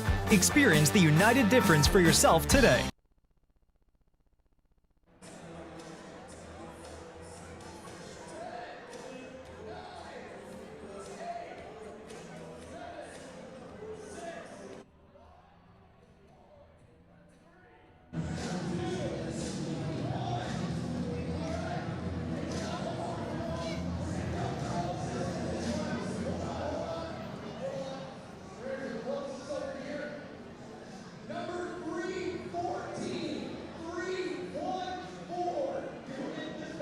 At halftime, St. Joseph, the hometown team, leads 26-6. Not quite as tight of a game as we initially thought. Riley Underwood alongside my partner, Aaron Feely. And so far, what we've seen has been the aerial attack. That's what we expect from the Goats, and that's what we've seen so far. Angelo Trujillo, the quarterback, 4 touchdowns so far. Yeah, Trujillo obviously stepping into an unenviable position of being more of a defensive player last year, more of an athlete, playmaker type, asked to step into that starting quarterback role, and it wasn't even week 1 either. Completely different quarterbacking roster. When this season began, Trujillo stepped in when the team was down, brought him almost back against Iowa, and he's been the quarterback ever since. Done a great job. You and I kind of had a conversation in the pregame. We talked about how we thought these two teams would match up. I mentioned it on the broadcast, and it's kind of looking like how I thought it might. Hot Springs came in. They're a physical team. They're a big team. They like to grind it out, really get after you late in games. But St. Joe is just so athletic. They're so fast. They get on top of you early. They go to the aerial attack. That's just not Hot Springs' game. And if St. Joe was going to be able to get through their defense, I didn't think Hot Springs was going to have much offensively to match St. Joe in a shootout. And right now, they just haven't. Not at the moment, because it's usually the running game that does it for Hot Springs. Jordan Ambrose, the best rushing quarterback in the league. He has 1 passing touchdown to Terrell Brown. Nothing pretty much on the ground. And the key to that has been the pressure. They've been getting so much pressure on him early. Mike Reynolds, a key playmaker in that regard. Yeah, Mike Reynolds has been great. He's a bit of a streaky defensive player.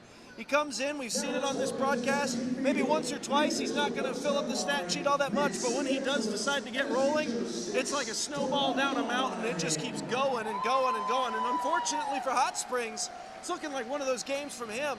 But then St. Joseph, who's had their struggles at other positions defensively, I've been very impressed with how they have rallied as a team on the defensive side of the ball. This is the best game they've played defensively from a scheme standpoint and from nobody making mistakes standpoint on the year. And one thing you may not have seen on the broadcast, tensions boiling over on that Hot Springs sideline. We saw Darren Primes, the linebacker, get into a shoving match with one of his teammates who was actually in street clothes. We're still trying to confirm who that was, but they both went to the ground. One of them went to the locker room. Tension's boiling over in a tight game that just hasn't been so tight. It's been all goats so far.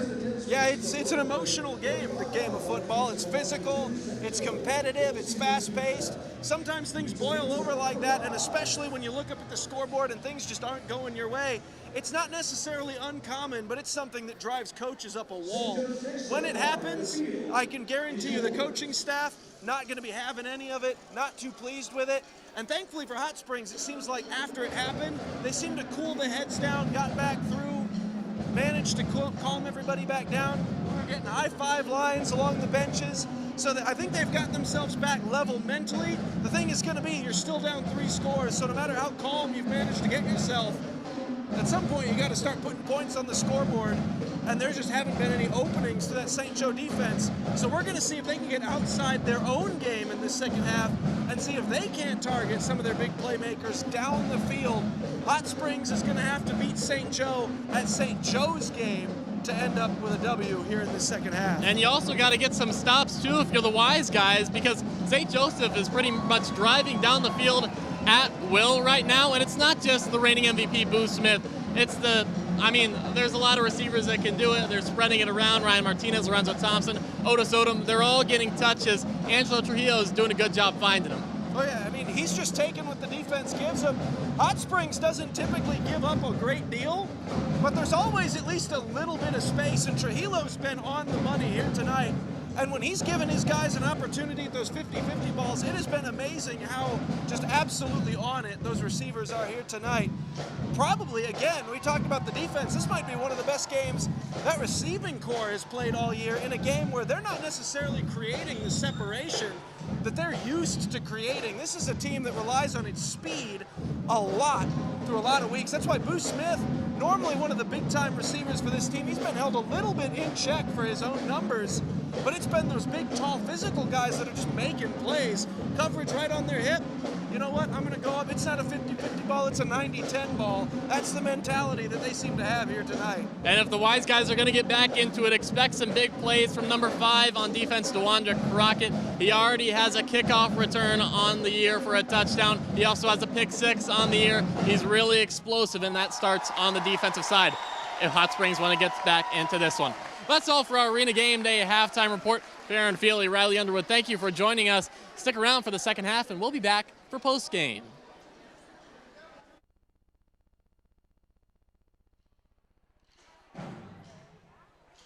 My mind is set, my grind is set, my heart on ice cold. I'm only here to even the score. Whoa. My mind is set, my grind is set, my heart on ice cold. We down right now, but did it before. Whoa. See from here we going up. Made the call, I shown up. Now the game is sewn up. Say my name is blown up. We up, we up, we up, we up, we up, we up, we up, we up. See from here we going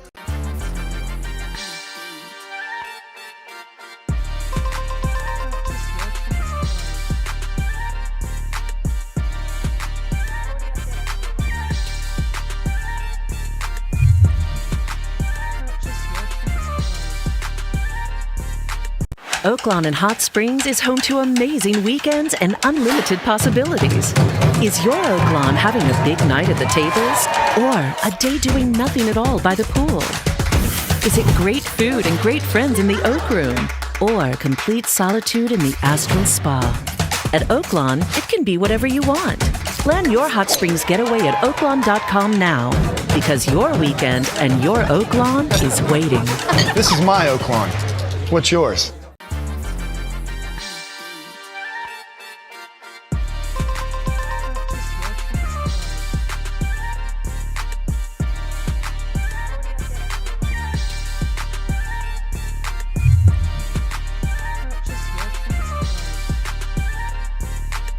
Trash your old RO.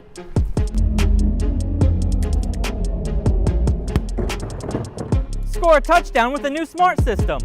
Upgrade now to an Aquasential Smart RO system and receive free standard installation.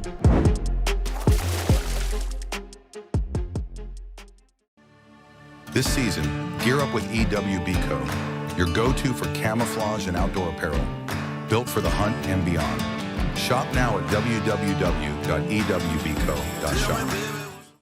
Every second counts. On the field, every player matters. And in our communities, every person deserves quality care.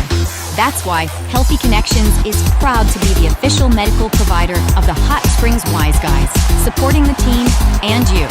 From the exam room to the end zone, we're here for your health, your family, and your future. Visit healthy-connections.org or call 888-710-8220. Let's go Wiseguys! This summer,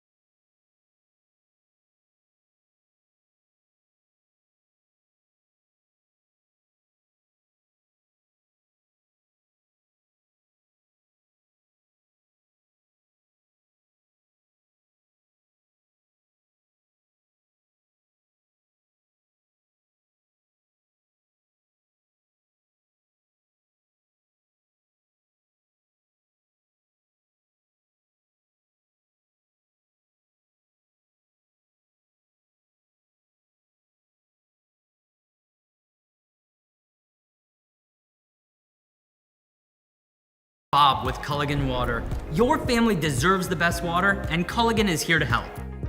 No matter the quality, no matter the source, if you want better water that's crisp, clean, soft, and delicious, Culligan can make it happen. We'll test your water, determine the issues, and provide you with a customized treatment solution to suit your needs. Contact Culligan today to receive your free water analysis. In the quiet moments before dawn, champions are made. Every fan, every athlete, every moment counts. It's not just a game, it's a passion that unites us, drives us, and makes us strive for greatness. Greatness is wherever fans connect and call home. We believe in the power of the community. We believe in turning passion into action. We bring fans closer and transform loyalty into unforgettable experiences. Join us. Make every moment matter. Fan Club. Get your fans in the game.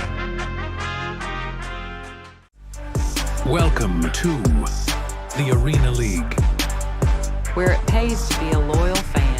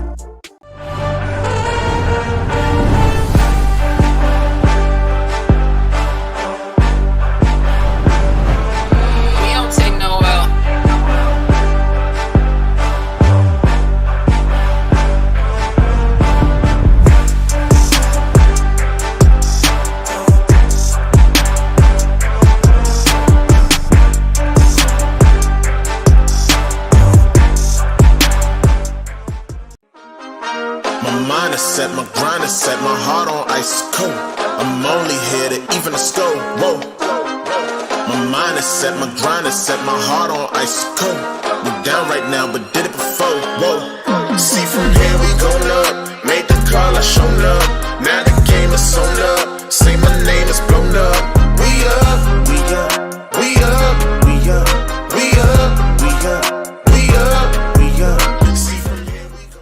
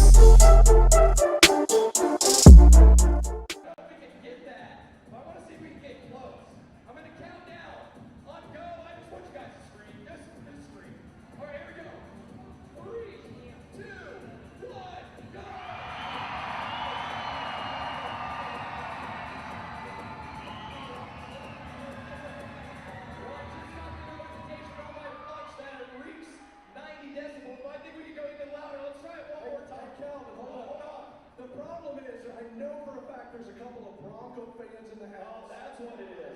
Right? I can't call out what section you're in. Yeah. But I know there's 2 Bronco fans, so they don't know what loud is. They don't. So we need the Chiefs fans to show them. We need Chiefs Kingdom to show them. All right, that's what we're going to do then. We're going to put these Bronco fans in the place. All right, I'm going to count down from 3 on go. Again, just scream. You can say whatever. If you're angry, just let it all out. Here we go. 3, 2, 1.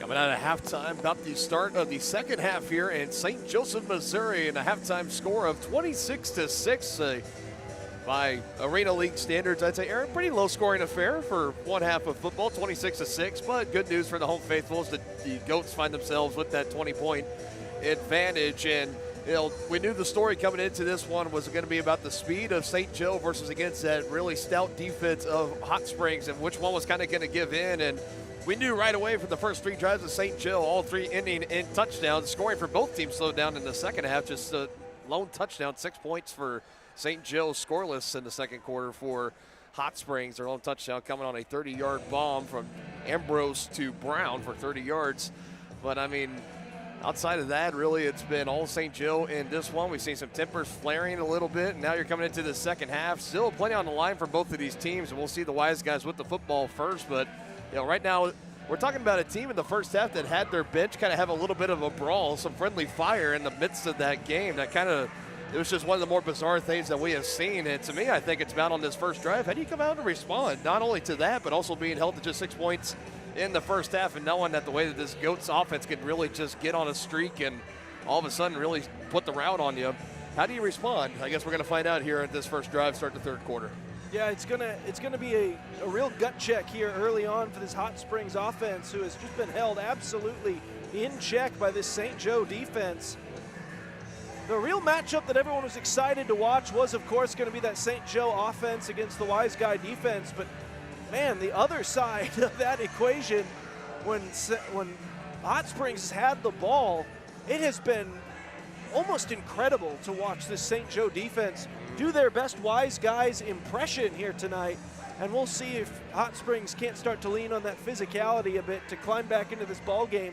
But if they don't score on this next drive, they might genuinely have to kind of, in a way, abandon what brought them to this dance to this point. Yep. And they might have to just start spreading it out and trying to big play hunt, because they need to make up points in a hurry. If this score stands the way it is, and we have seen some big comebacks here in the Arena League, so no score is necessarily safe, especially just at halftime. But if this score stands going into next week, St. Joseph can actually clinch home field advantage next week with a win over Hot Springs if they win here tonight.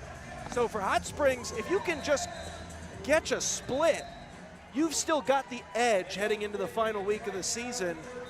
So this game is really pivotal for them. If the Goats can just blow their brakes off, suddenly if you're Hot Springs, you're starting to sweat a little bit. You're looking at, right now you're the 3 seed, and sliding all the way down to not hunting a bye anymore. Now you're in trouble of falling out of a home field playoff game entirely.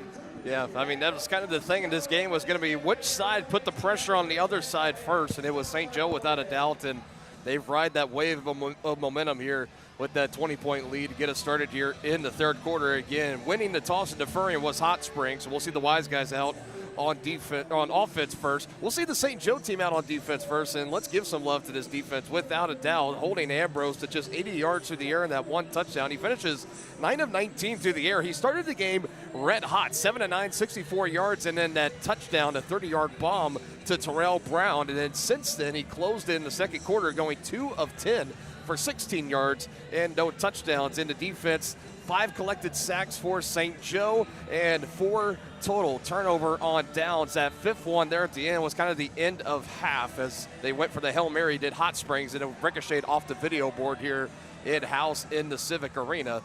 So this is a defense for St. Joe that has just been, again, I go back to week 3, really, up in Eau Claire. They buckled in late in that week 3 game on the road in Eau Claire in Wisconsin and created some turnovers late in that game. They were red hot against the Axemen here at home, and they have picked up where they left off here, especially coming out of the bye week as the third quarter is officially underway, and a potential big return here into Goats territory is where Hot Springs is going to start this first drive. Aaron, can't ask for much better starting field position than that, coming out of the gates down 20 here in the second half. Love the cutback there from DeWandrick Crockett. Read his blocks beautifully, really kind of drew the St. Joseph Goats into him on that far sideline, and then a full field cutback. Very effective in a 7-on-7 type environment and able to get it up across midfield. That's exactly what Hot Springs needed to come out here. Now the thing is going to be finishing. They haven't done a great job of that to this point in the game. St. Joseph has been stingy on their own side of that midfield. Now it's about for Hot Springs' offense. Last game out 2 weeks ago, 57 points put up. You were held at just 6 in 2 quarters in the first half here. Ambrose, great pocket. Now will throw to the end zone, looking for the big shot, diving out, but it goes incomplete. He had all the time in the world, and he was surveying. It was going again for Terrell Brown, but he led him just a little too far. Yeah, that was a one-man route entirely. On the near side, Aaron Dilworth just ran that little 4-yard hitch, and I mean, he just got out of the way, and he started pointing downfield. He said, no, go to Brown. And Terrell Brown just ran a straight seam route type of a go, and then was just one-on-one down the field trying to make a play against Jalen Knox. That was purely designed to try to hit a big play to their best receiver. Everyone else's job was just kind of to get out of the way. Troy Evans, the man in motion on the near side. Ambrose backpedaling, closing in as a defender, and he does find Evans over the middle of the field at the Goats 19. He goes, you mentioned Aaron Dilworth. He was the leading receiver for as far as total yards coming into this game tonight, and last game out, 4 receptions, 4 touchdowns, 134 yards against Ozarks, and so far tonight, 0. Hasn't been looked at very often. Like you mentioned, it's been Terrell Brown, Troy Evans getting that last reception. You've had Hobbs, the tight end, with a couple, Dorsey with 1 reception, but outside of that, if it hasn't been Terrell Brown, it has been slip pickings. Another great job early on in this drive by this St. Joe defense. Trying to break free, does lunge forward close to the 15. They'll call him about a yard shy at the 16. I am so impressed by the way that they have been able to contain Ambrose. We talked about it during the halftime break. The leading rusher amongst all quarterbacks across the league. One of the more dynamic athletes at the position in this league, and of course a big physical presence that can lower the shoulder, bring the boom, and St. Joseph has been ready for the boom all day. No doubt. Just behind Brandon Mackey is Ambrose for total rushing yards in the entire league. Mackey of 591 coming into week 7. Ambrose at 252, by far the best for quarterbacks. The Gravedigger looking for another one. Reynolds still in pursuit. Ambrose to the end zone. Incomplete. Mike Reynolds draped on the back of Ambrose like the cape on Superman. Pressure all the way, the relentless motor. And it looks like Hot Springs will just surrender this ball. He is just a game wrecker. I mean, they got the ball across midfield to begin that drive, and they just couldn't get anything going. Another great defensive stand by St. Joseph You can tell they want to come back to this Civic Arena and play another football game later on this summer. Oh, boy, can't you? It's a great crowd we have here in the Civic Arena, too. I love the presence that St. Joseph has really brought to the Arena League this year. What a move. Boo Smith, plenty of room. To the Hot Springs, near 15-yard line. Quick shiftiness for the Missouri Tiger. They call him Boo, and he was looking scary on that play. Made a couple of shifty moves. St. Joe in business once again. Oh, my goodness. Shot to the end zone, and there you go. Ryan Martinez without a reception in that first half, and right away is targeted. And now a flag's going to come in here for the head coach for Hot Springs as he got right into the face of the white hat, and we'll see how they sort this out. But meanwhile, Ryan Martinez scores. That means Goats fans can celebrate with a discount at Little Caesars. A little promotional thing they have going on here. Always love to see that. Let's see what this penalty is after the touchdown. That's going to be unsportsmanlike. No doubt. On the Hot Springs head coach, and another phenomenal play by a St. Joseph receiver down the field.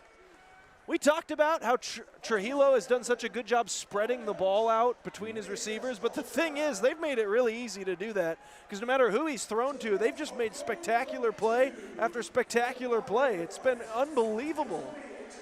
So off the unsportsmanlike on Coach Bones for Hot Springs. You got St. Joe will elect to go for it. Go for two from the 5-yard line. Trujillo rolling out to his left. Now going to peel back. Avoids the defender. Over the middle. Boo! Oh, you don't see him drop those too often. Yeah, he is furious with himself. Great play by Trujillo. Hit the reigning league MVP in the chest. And that might be the problem is, you know, he forgot the old Little League fundamentals. Catch him with your hands, Boo. Catch it with your hands. Got in on the shoulder pads, and those shoulder pads, they're not soft and fleshy like the chest is. That thing will bounce that football right out of there. Trujillo definitely, after peeling around, was able to initially avoid the pressure from Marthel Carter Jr. and was coming back into his rush lane in between the hashes, and he put a little extra mustard on that pass, no doubt about it. And Boo Smith, and just enough of it caught his shoulder pads, bounces out.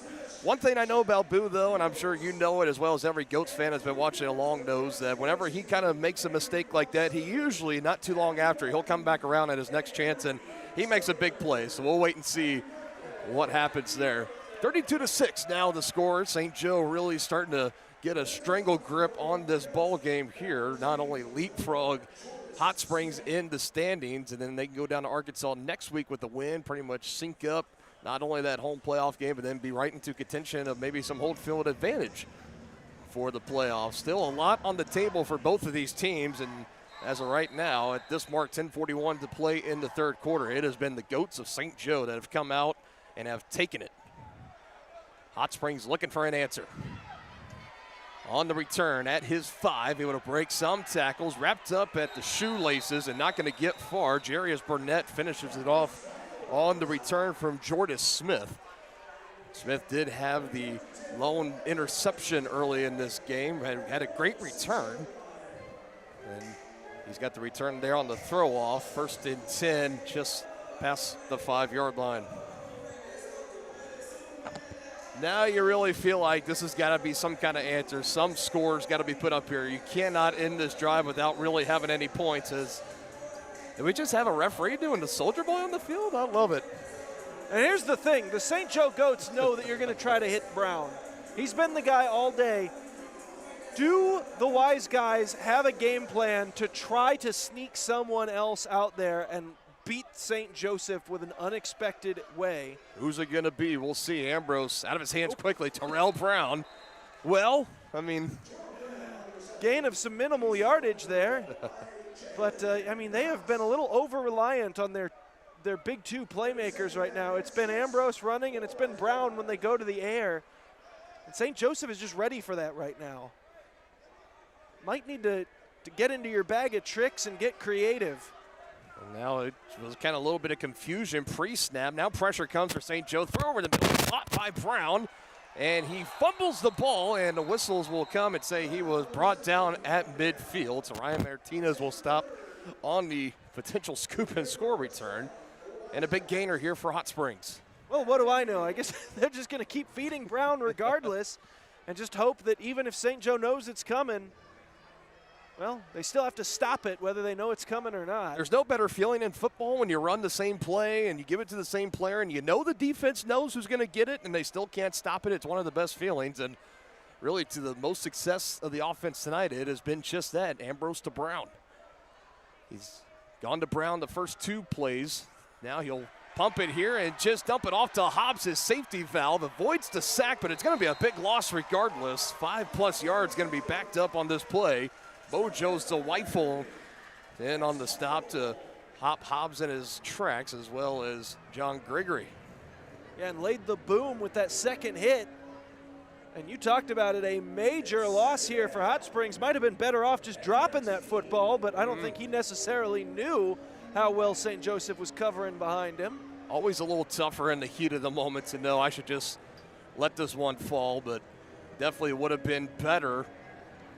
You're looking at 2nd and 10 from midfield, and instead you back up about 8 yards on the loss. Now some early movement here, and the play will be blown dead. They were trying to get that trio's vertical combo going. They had Brown running the shallow cross, and a deep post up top by Dilworth. And then near side, it was a vertical from Troy Evans. So now St. Joseph has gotten a look at that play call. That's what they were looking to get for the big play. Offense number 7. 5-yard penalty. But a false start means that St. Joseph's now seen it once. And, I mean, heck, they kind of had it well covered anyway. And 3 men were in the backfield. So 4th penalty of the night for Hot Springs. Only 1 thus far for St. Joe.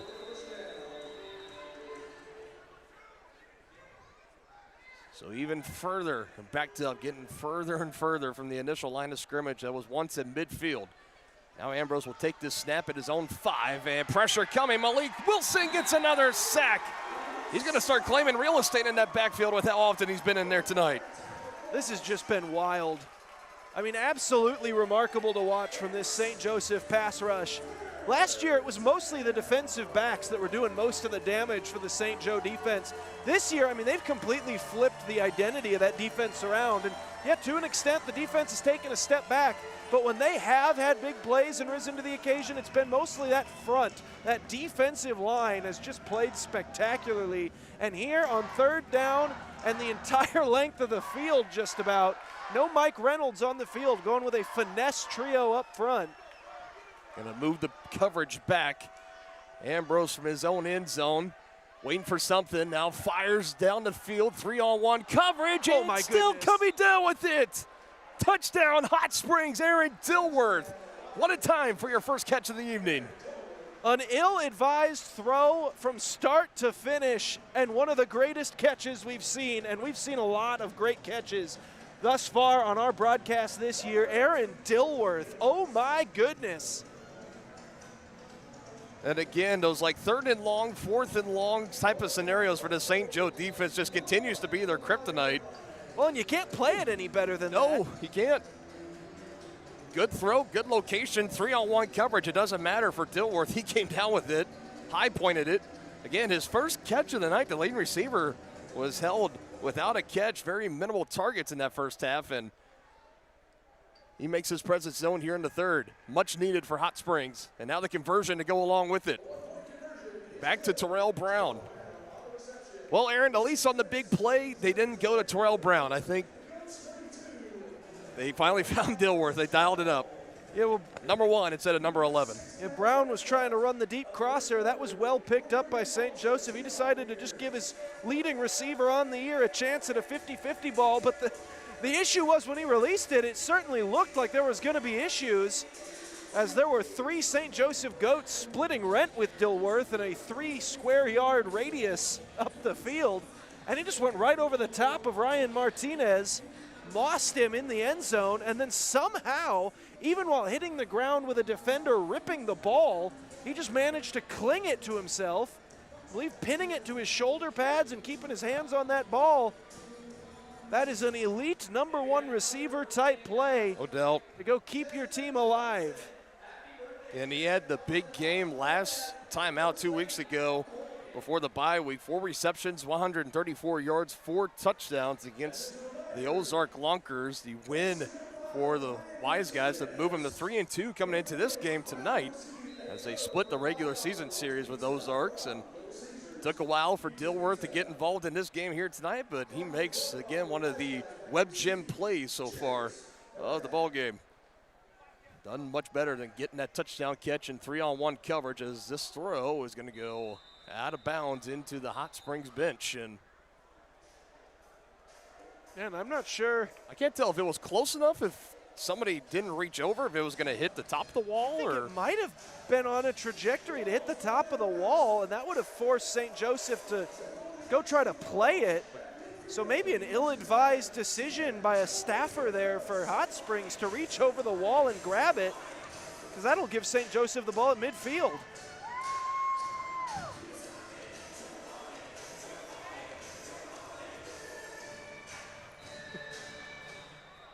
Like you mentioned, costly mistakes, so that sets St. Joe up right at midfield. Again, it was a close play, but right now St. Joe trying to capitalize. Here's Ryan Martinez. Second catch of the game, all here in the second half. He had the big touchdown. He gets a good gain here. 5+ yards, call it 6. That just leaked out into the flat. Just able to get the 8th man off the field in time was Hot Springs. Trujillo throws backwards. Martinez, man on the spot again, as I thought Trujillo might just keep that and run as he got past the running lane, but threw it backwards instead, and good for the first down. Hurry up offense again, in style this season for St. Joe. A throw to the end zone, wide open, Ryan Martinez. Let's complete the trifecta, but the penalty flag did come in, so let's see what this is. That's going to be 8 on the field against Hot Springs. Once again, man late getting substituted off, and the Goats. Illegal substitution defense. 8 men on the field. Penalties declined. Result of play. Touchdown. I love that awareness. And actually, it wasn't Trujillo initially. It was Lorenzo Thompson pointing it out and hustling Trujillo. He said, snap it, snap it. And then no matter what happens, let's just get a penalty at least. And then they didn't just get the penalty. They got the touchdown, the wheel route to Martinez.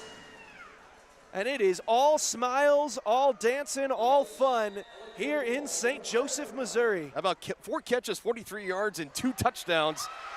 As that one will go to Demarius Washington. He makes the good catch with 2 touchdowns for Ryan Martinez. That is one heck of a second half, one heck of a third quarter. And the Goats continue to pile it on here. Bit of a right on the line, if not over it, type celebration there. Demarius Washington following the defensive back up the field and doing the spanking gesture towards him. I don't think that was in the Key and Peele sketch, so I don't know. I know hip thrust, how many you could get away with, but nothing came of that one. And then he turned to the crowd. He hit the Randy Moss, faked the mooning towards his own hometown crowd, but they were all into it. So I guess because the crowd was into it, no flag. And regardless whether there had been a flag or not, it wouldn't take away a 39-13 lead that St. Joseph has now built up. They have come out motivated here tonight. Said after a fairly lackluster second quarter with the interception, the turnover on downs, they did get the touchdown their last drive. They now made it 3 straight scoring drives, perfect 2 for 2 here in the third, a point shy of 40. So they are starting to open up a can here on Wiseguys. Nice throw down the field, off the hands, down to the back of the end zone. Coverage team coming down for St. Joe as he just gets past the 5, avoided the initial hit from Boo Smith, who's been filling in the hole on the throw-off recovery team. As he gets up a little bit slow, does Boo Smith, hands on the hips, hope he's okay. Yeah, I want to compliment the return effort there from Chapman, making sure that he got out of his end zone, avoided the safety, and then even managed to break a couple of tackles and get the yardage, but it all started because he couldn't handle the throw-off cleanly.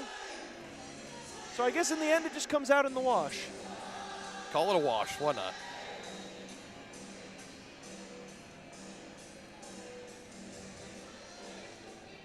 And you're starting to feel the walls kind of close in here if you're Hot Springs. Time is getting short, approaching 4.5 to go here in the third quarter, 39-13. You need points, and you need them fast.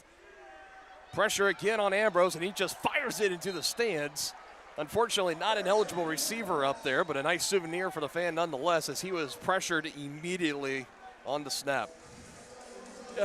That's not one that's even going to try to confuse any official as far as where I was intending to throw that one. I mean, that one ended up, if I'm counting correctly, I believe that's row 10. And they're elevated seats here in the Civic Arena. Yes. He just turned and chucked that thing. Once again, might have been Jalen Jordan, and was coming hot in his kitchen. St. Joseph, one of the best blitzing defenses in the league, and they're bringing it again. Deflected, and it goes incomplete. Malik Wilson again on the pressure that time.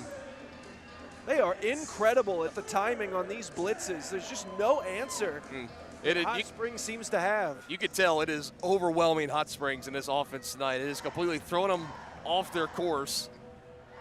From their best offensive performance last game 2 weeks ago, 57 points put up against Ozarks, to so far, as we're now under 4 to go in the third quarter, just being held to 13. 6 total sacks tonight for the St. Joe defense, and a handful more of pressures.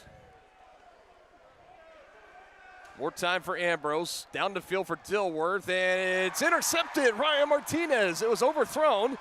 And now Martinez looking for a return. Oh, potential, looked like a horse collar tackle maybe brought Martinez down. He flips the helmet off, and now that pendulum momentum comfortably on the side of St. Joseph. Yeah, it might have been a bit of a sell job as he kind of turned his head with a hand on his shoulder.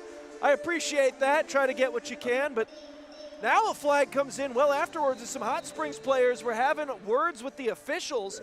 This might be the second penalty post-play just that comes from arguing a call or a no call. We've seen it goes against Hot Springs. 2 from the players, and we've had one on the coach call too. And the tempers have definitely been spilling over for Hot Springs tonight emotionally, and not really keeping it very well together tonight.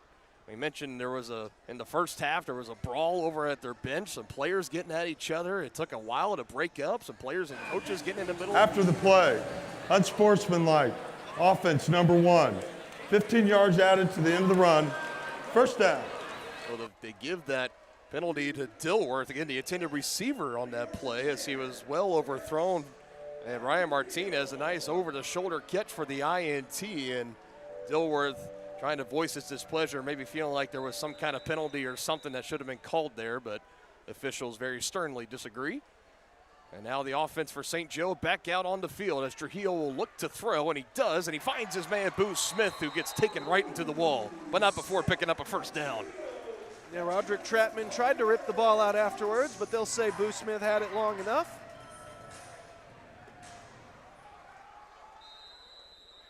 This might be the best game that Trujillo has played all season long. Timeout, Wiseguys. That's their first charge timeout of the half. I mean, that's the incredible thing. I mean, he's doing this against the #1 defense in the Arena League. Yep. I mean, this is quite a showing. It's been no secret for the first about 3 weeks of the season, and for St. Joe, got off to a very, very slow start even through the first 4 weeks of the season. You lost the opener on a walk-off to Ozarks. The offense was sluggish in the first half of that game. You come here to the home opener, sluggish first half. They made the quarterback change. Angelo Trujillo came in and really gave the team a spark. You came up 1 point short against the defending Arena Mania champions here at home in Duluth. You got the win in the first official start, full start for Trujillo in week 3 in Eau Claire. You get the win, and then week 4 you suffered another 1 point loss after the offense went silent. And the better part of the majority of that second half that allowed the Woo to go from down 6 at halftime to 1 point. They were knocking on the door of almost being up 30 in that second half. And ever since that point, this offense, they have found their stride. The defense has really turned it up. This is looking like a potential #1 seed in St. Joe, as another throw will come to the end zone, and it's batted down incomplete, looking for Washington, but it's knocked down by Zeno Hannibal. Great defensive coverage there for the Wiseguys. Yeah, Washington was trying to plead his case for a bit of a defensive hold. Might want to be careful arguing with officials here tonight. They have shown that they are not about that here on this particular evening. Very short leash. Trujillo and Wisely will just kind of wrap that one up as he avoids kind of the strip fumble from behind. Forward progress stopped well before the ball came out. Well, would be a big-time stand if Hot Springs could turn St. Joe away without points here. And a potential dagger if St. Joe's able to punch it in. What a spin move from Odom. Still able to carry his momentum forward inside the 5. He'll mark him right at the 5. He's a shifty little spark plug, isn't he? No doubt about it.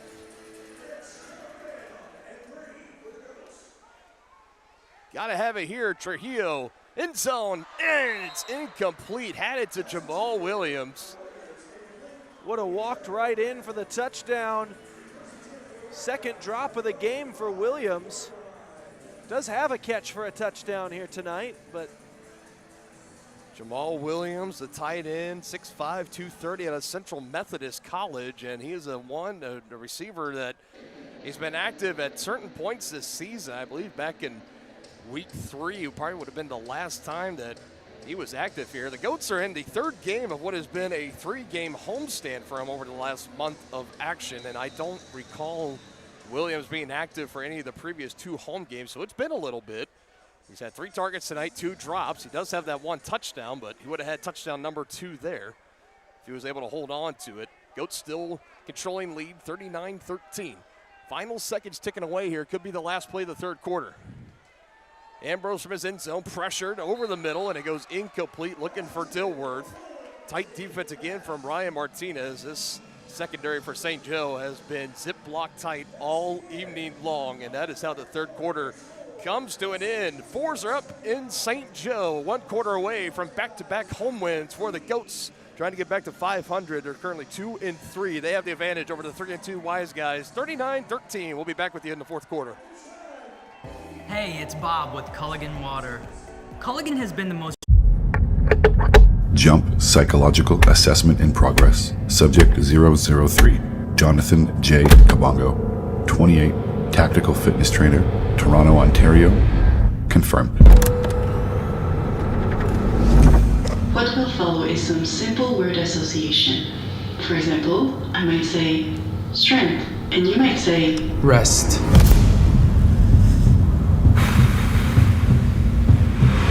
Speed. Practice.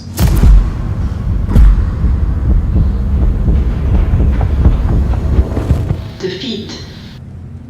Unbannable. Clever. Pressure. Peace. Greatness.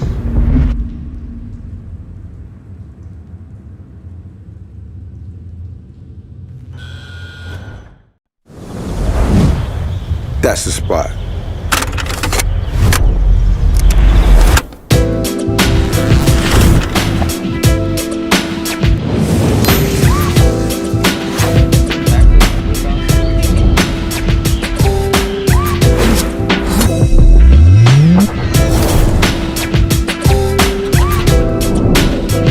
Hey, yo. A pizza for happy campers?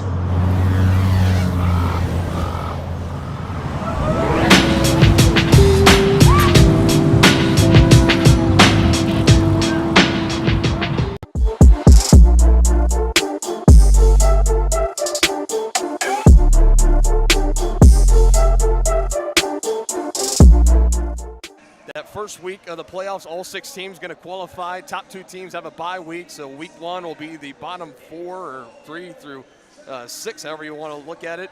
We'll be playing in the playoffs, and it looks like St. Joe, high chances they're going to have a home playoff game that very first week, come that first weekend in August.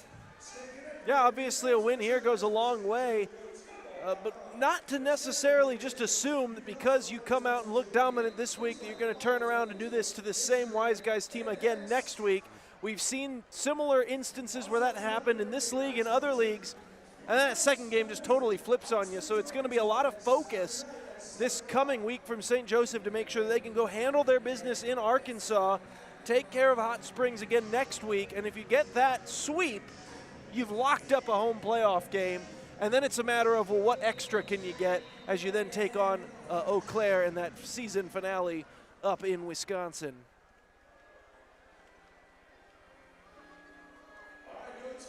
Time is now for Hot Springs. Big deficit here to start in the fourth, and a strike right over the middle. Going out for it is Dilworth. Initially thought he wasn't touched, tried to get an extra few yards at the end. Clarence Taylor, we're not going to let him get far, but a nice play right out of the gate here for Hot Springs. Well, he wasn't very involved in the first half, and the offense only had 6 points. Now they're trying to get him more involved here. They've gotten a couple of big plays to Dilworth. All for about 20-plus yards on both catches. He had the big 44-yard touchdown reception here in the third quarter. So far, the second score. And another sack for St. Joe. Reynolds, Jordan, I mean, it's been this tandem. You throw Malik Wilson in there, too. And the gravedigger, Mike Reynolds, making another plot. He has just been unreal. An absolute game wrecker. He'd get my vote if they're opening up to media votes this year for Defensive Player of the Year. He has basically had games where he's just carried St. Joseph defensively on his back, and tonight's looking like one of them. 6th sack collected tonight for this St. Joe defense. Brown in motion down the field. Ambrose trying to find him, and again, he'll find himself in the grasp of Mike Reynolds. And it looked like Jalen Jordan was in there again as well. He's been phenomenal blitzing from his linebacker spot. They were, in fact, trying to get Terrell Brown on that deep crosser. It's just not opening up down the field at all. St. Joseph is playing it so well on the back end. None of this motion, none of these rub routes, none of the crossing patterns are confusing the defensive backs for St. Joseph. They are playing it like, I don't know, like they were coached by an ex-defensive back who knows what he's talking about or something. Yeah. They're just ready for everything. Something about those defensive-minded players out of Wyoming. They just know how to play D. I don't know. They'll go to the ground to Evans as the passing game has not been working, and in quite a long ways to go. Pretty non-negotiable. You're going to be going for on every fourth down here regardless with this deficit and at this point in the game. This crowd is going to start getting loud here again. Big opportunity for St. Joseph to maybe buckle down, use this as a potential, almost like a practice, like a coaching moment, work on your fourth down and forever defensive plays. That's been one of the biggest Achilles heels. It used to be penalties, used to be turnovers, and now it's the long fourth down conversions. Looking for one here, underthrown and intercepted right before he collides into the wall. Nicely done for Jalen Knox. Obviously, he comes away with the football. It always feels nice to make that interception. That's one, though, that I think he's going to get back to his sideline, and Coach Dorsey Golston is going to have a couple of words with him about, hey, when it's 4th down and 26 and the ball is thrown 30 yards down the field, just swat it. Just smack that one to the ground. I mean, that's as good as a punt, which they don't even have in the Arena League. Pretty much. Yeah, maybe, but you know what? He's going to get an interception added to his stats. It's 39-13. If there was a moment where you could afford to maybe get a little bit selfish, that's probably the time. I mean, you're up 26 points. Might as well. Let's have fun with it. And for Jalen Knox, that is now his 3rd interception in 4 games. He's been a great addition to this defense. As for one of the few times tonight, Goats will be stopped in the backfield on offense, a loss of a pair. Yeah, don't tell that Hot Springs front three that this game is out of reach.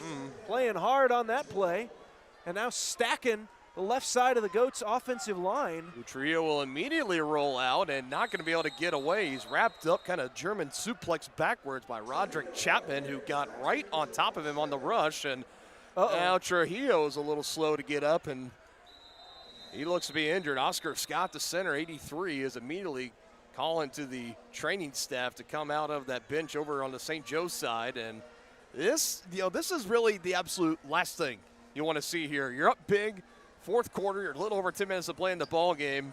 This one, more than likely, pretty well put away, and now you're seeing your Star quarterback Angelo Trujillo down on the turf, and he is slow to get up, being tended to right now.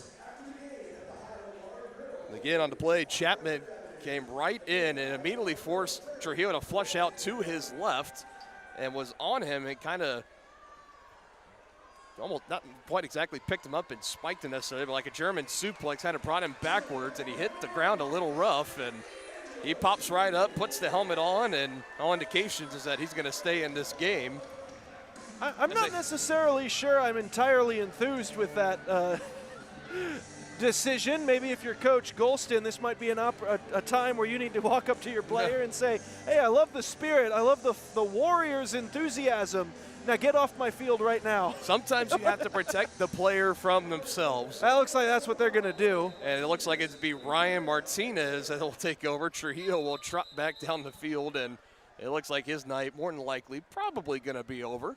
He's got a great game for him. Good news, he's off. He's jogging on his own power. Doesn't really have a gimp or a hitch in his giddy-up, so all indications appear that he's going to be okay. But erring on the side of caution is Coach Golston and the rest of this coaching staff of let's let Ryan Martinez take the rest of the quarterback snaps the rest of the way. Might just keep it on the ground. Jarius Burnett, he gets it, takes it to the 9.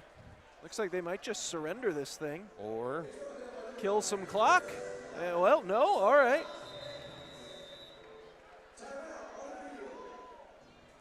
Love Demarius Washington, feeling it with the crowd. He's turned around. He's played 2 games with the Goats. They've both been at home. And it looks like, if all things stand, they're both going to be victories. Maybe he has been the good luck charm. The first 2 home games before Washington suited up, 0 for 2, both 1-point losses. And now you add Demarius Washington to the roster. You're looking right now, staring down the barrel of 2 home wins, and 2 of them, both of them, I should say, being in pretty convincing fashion in the style of blowouts. 39-13 remains the score here. St. Joe with the win 2 weeks ago before the bye, 64-26 against Eau Claire, and we were then calling their best all-round performance of the season, but coming out here tonight as well and playing an excellent game, particularly on defense. Now Trujillo back in. He's going to throw down the field, looking for Washington. He'll soar in. I mean, what reason doesn't Washington have to be having all kinds of fun? That's going to be an offside against Hot Springs, the flag on the field. The middle rusher came through a bit early. They decided it wasn't encroachment and let the play go. Offside, defense, that penalty declined, touchdown. And we were just talking about Demarius Washington, the newcomer to the team, the Dallas, Texas product. And man, he is just loving life here as a St. Joseph Goat. Oh, no doubt about it.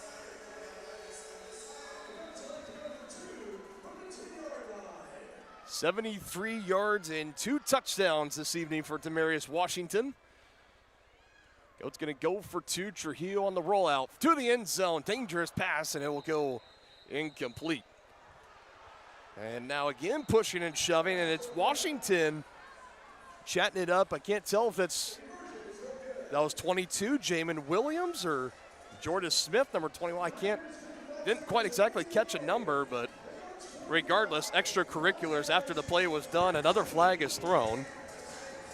And we'll see how they sort this one out.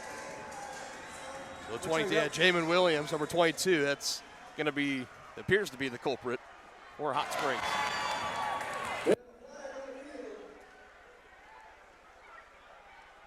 Official about to address the crowd. After the play, we have a foul on both teams. Unsportsmanlike conduct, number 4, St. Joe. Unsportsmanlike conduct, number 22, Wiseguys. Those penalties offset. That is their first unsportsmanlike conduct player for both players.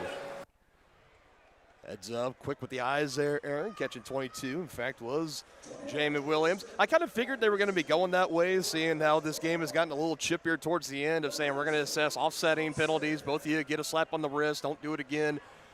Let's get this game going the rest of the way. Conclude the final 9 minutes, 55 seconds without any brawls or any extracurriculars of the sort going on after. So one tack to Washington, the other tack to Williams.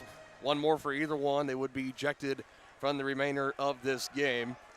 Goats continue to build on this lead now, 45-13.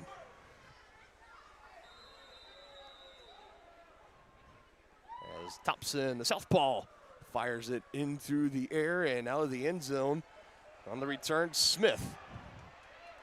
Again, this has been textbook tonight by this throw-off recovery team for St. Joe. They've been getting down the field and not really allowing the big play or the big return to give this Hot Springs team any kind of momentum. I got to say, both sides have played some really spectacular special teams here today. Not necessarily a huge point of emphasis in arena football that often, but we got some coaching tape on display here tonight from both of these coverage units.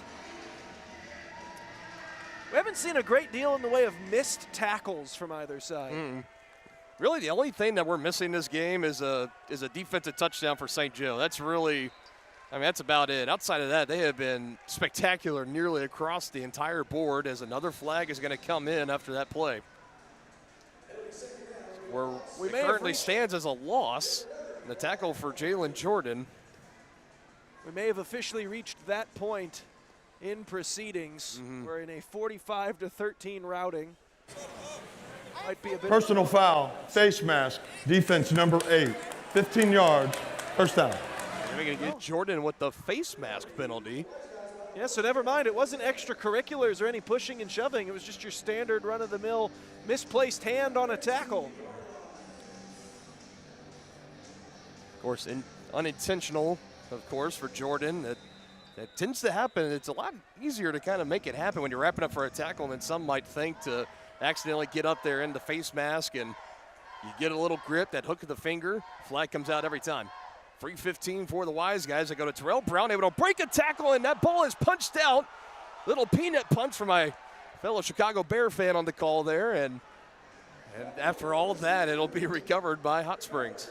So a gain of 0 yards, ultimately. When it's all said and done, that's it. I appreciated the use of fellow Bears fan. I don't know if you've converted recently. I don't know why I said fellow Bears fan, but my resident Bears fan, I always look over to you. It's on record now, Dylan, so there will be expectations placed upon you. You know what? I will root for a Chiefs-Bears Super Bowl. I'm okay with that. I'll take that matchup. I'm good with it. Big fan of Charles Tillman, though. That's why. There you go. He's a likable guy. Yeah. Chaotic play for no yards. Now a shot down the field, and it goes out of play. Again, intended for Terrell Brown. Little known fact nowadays, Charles Tillman working for the CIA. Is that so? Yes, he is a counterterrorism division, the ex-Chicago Bears cornerback. Peanut punching foreign and domestic threats these days. That's awesome. 3rd down and 10. Ambrose pressured again. He can't run. He got out of the running lane and not past the line of scrimmage. Wrapped up by Jalen Jordan and might have tweaked his ankle as he was being brought down. I would be very careful with my quarterbacks going forward if I were either of these teams. The competitive nature in you wants to just play to the end, and I understand and even respect that ideology. But yeah, there you see Ambrose, limping as he got over the wall and toward the sideline. So now on 4th down and 12, backup quarterback comes in. It looks like that's going to be Jordis Smith. Yep. They put him in the backfield. Maybe it's going to be Troy Evans that'll take the snap. Evans, the traditional running back, and he's just going to try to run it up the middle. 4th down play, and I mean, at this point, it's just kind of you can't surrender the ball, but you don't really want to put your backup quarterback in any jeopardy with how fierce this pass rush has been for St. Joe, so it's another turnover on downs. So the Goats now with an opportunity to extend this thing even further, and it is Trujillo coming back out at quarterback.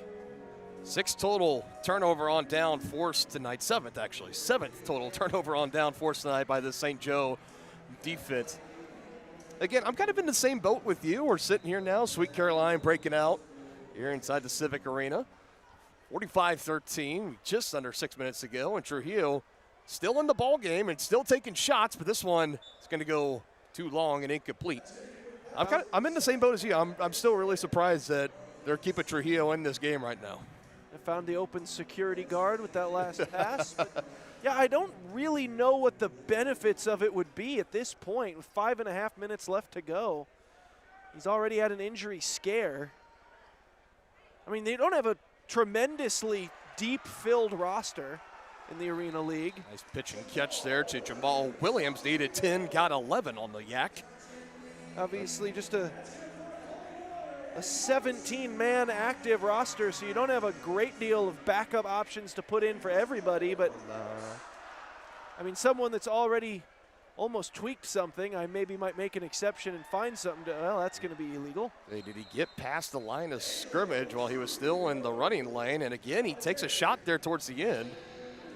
Well, they're not calling anything, so I guess he maybe there was an optical illusion on my end. He must have just been inside those hash marks. They were watching this as the drive. They're going away from UNI here in the Civic Arena. As they try to go on the ground again to Odom, and they're going to lose 2 or 3 on the play. We've seen it with Hot Springs, the first sign of any injury or slight tweak from their quarterback, Jordan Ambrose. They immediately took him out of the game. For St. Joe, it was Trujillo. He was out for a play. They put him right back in. He hit Washington for a big touchdown, and now he's here on this drive as Ryan Martinez can't quite bring in the one-handed touchdown. Just trying to get the fade route going there.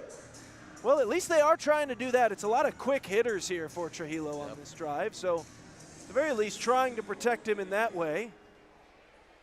So the game already pretty well put in hand, and just looking for that real final nail in the coffin and put the route officially well underway as Colston is going to take a timeout here. He tells some frustration, not quite able to get that play call all around to everybody on the field and get lined up quite in time. Again, 45-13 in the remaining schedule for St. Joe the rest of the way. Next week, they'll be taking on these Wiseguys, this time down in Arkansas, and they close it out on the road up in Eau Claire. Their third and final matchup of the year, minus a potential meetup in the playoffs with the Axemen. As for Hot Springs, they face St. Joe, and then they will close out the week at home as well as the Bank Ozark Arena, as they will host the Iowa Woo in week 9. So a nice little 2-game homestand for Hot Springs to close out the regular season. Again, kind of getting sucker punched here in this game. Obviously not going their way for the Wiseguys, but you have a chance to recover for a week. You get to have this rematch back at home, Aaron, get that home cooking, sleep in your own bed the night before, and if you can find a way to split next week with St. Joe, still plenty left on the table. As a throw to the end zone, and it's going to be caught by Ryan Martinez, and I was getting ready to say interception. It looked pretty 50-50 between him and Jamin Williams, but Ryan Martinez, he has come alive here in the second half. That almost looked like an interception by Ryan Martinez, like he jumped the route. That looked like it was thrown directly to a Wiseguys defender, and Martinez simply made a play on the ball. Unbelievable. The Goats are not done just yet. And we got some scoreboard watching here. Ozark and Iowa in a 6-point contest. That's going to have a lot to do with who's going to get that 2 seed and a first-round bye, one might think, especially with Duluth currently leading by multiple possessions. Yeah, that's definitely going to be one to keep an eye on there. Conversion no good. So 51-13. This game is just, well, about everything but final right now. Goats going to be on their way. Their second win here at home. They'll finish the regular season going 2 of 2, but they close it out strong in the final 2 weeks. Little back and forth with the cameraman there. That was interesting. Now the real question going forward here, Dylan, is can we get it into such a way that the round 1 matchup is the Iowa Woo coming here to St. Joseph? It could. I mean, it could very well happen, I think, and that would be... What a playoff game for round 1 that would be. We know the story from last year. Then the Kansas City Goats hosting the Iowa Woo. First round of the playoffs, they get upset, and the Woo have kind of carried that momentum. They lost by a few points in the Arena Mania Championship game, and they've carried that in with them. New head coach, new regime this year, and they were one of the early season darlings, as this one will bounce and go out of the back of the end zone for the touchback.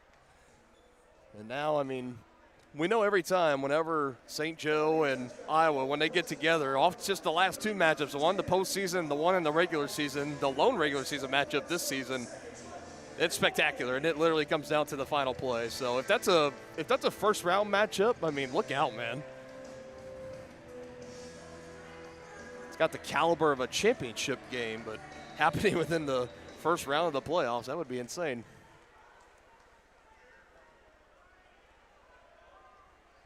First and 10 at the 5 off the throw off as Ambrose will be right back into the game. He throws and it goes way over the head of Dilworth, and Martinez trying to jump in and get the interception, but again, it's just a little high, and another souvenir for one of those fans in the nearby suites. Martinez definitely feeling it right now. He was looking for back-to-back plays from scrimmage with a touchdown. The clock continues to run, approaching 3 minutes to go in the ball game as some fans starting to make their way out of here in the Civic Arena, feeling confident their hometown Goats have the win on lockdown, bolstering their chances of being back here in the first weekend of August for a home playoff matchup in the first round. Again to Dilworth, and again Ryan Martinez right there to bring him down. And remember, if the Ozarks hold on against Iowa and St. Joseph wins this one, they're only half a game back of Ozarks for the 2 seed. So it might not be the first weekend in August. Let's not get ahead of ourselves. That's still on the table here for these St. Joe Goats after the dreadful start to get themselves back into a position. I mean, you want to know how close, how competitive the league has been, is that either of these teams here, obviously with St. Joe being well ahead, but coming into tonight, before throw-off was underway, both teams had a pretty good chance of winning. Timeout, Wiseguys. It was a matter of either or team could be the 5th or 6th seed, or they could climb up to be the top seed. I mean, that's how kind of close the margins are so far in this season as we're closing down the final 2 weeks coming up after this. Week 7 we're currently in right now, as it looks like both of these teams are going to go to 3-3. St. Joe with the win and Wiseguys with the loss, as that will kind of flip them with that same record, but the head-to-head will probably put St. Joe at least in that 4th spot at least. You can continue to keep an eye on that matchup with the Lunkers and the Woo. And we just had a flag fly up here, so. And the officials are pointing at the Hot Springs Wiseguys huddle and or sideline, but that's the direction they keep pointing. The only gentleman near the official that threw it was a water boy. Yeah. And I can't imagine it's on him, which means someone would have had to shout something from the Hot Springs side. Or on the off chance if the waterman said something, but that definitely not going to be the case here, as they're motioning to Aaron Dilworth is to get him off. Dead ball, unsportsmanlike, number 1 offense. That's So it was to Dilworth, and that is enough. He has been ejected from the game, so his night is done a little early. 2 minutes, 11 seconds still to go. And a little salt in the wound there as the hey, goodbye chants break out here inside the arena. And I brought my Chicago White Sox travel mug for just the occasion, the kind of public innovators of the chant at the home stadium. And I sure do bring in obscure Chicago sports facts for the fine people of both Hot Springs, Arkansas, and St. Joseph, Missouri. Oh, how about that? There's that defensive touchdown. Yes, sir. You wanted one, Dylan. You got one. They're going to review whether that was a forward pass, and they're going to say touchdown. Malik Wilson on the recovery. It has been that kind of night, and now everyone's going to swag surf. So we talked about St. Joseph. You know they're going to put up points. You're going to have to find a way to score more than you've scored at any point all year if you were Hot Springs. And instead, at the moment, it's looking like it's the other direction right now. We've got a season low unless they can find a way to put at least 2 more touchdowns on the board for the Hot Springs Wiseguys. 13 points, not just their own personal season low. That would be the season low points scored for any team this season. Yeah. I mean, it's mind-boggling in arena football to be held under 20 points in a game. That is essentially like in an actual legit. That's the 2-minute timeout. 2-minute timeout. As they go to 2-minute timeout. It's like an 11-11.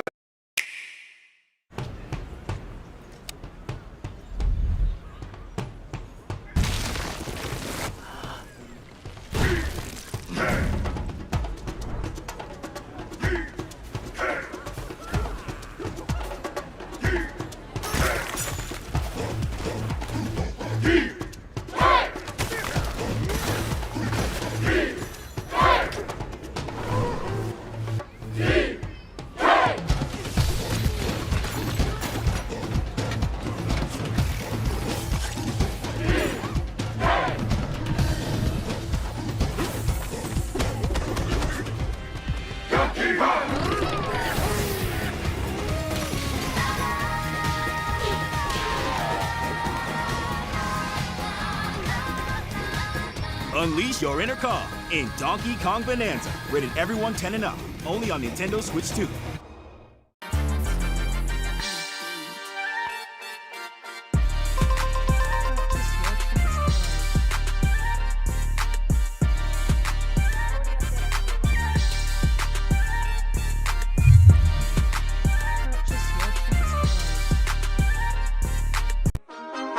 My mind is set, my grind is set, my heart on ice cold. I'm only here to even a score. Whoa.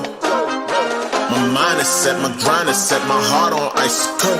We down right now, but did it before. Whoa. See from here we going up. Made the call, I shown up. Now the game is sewn up. Say my name is blown up.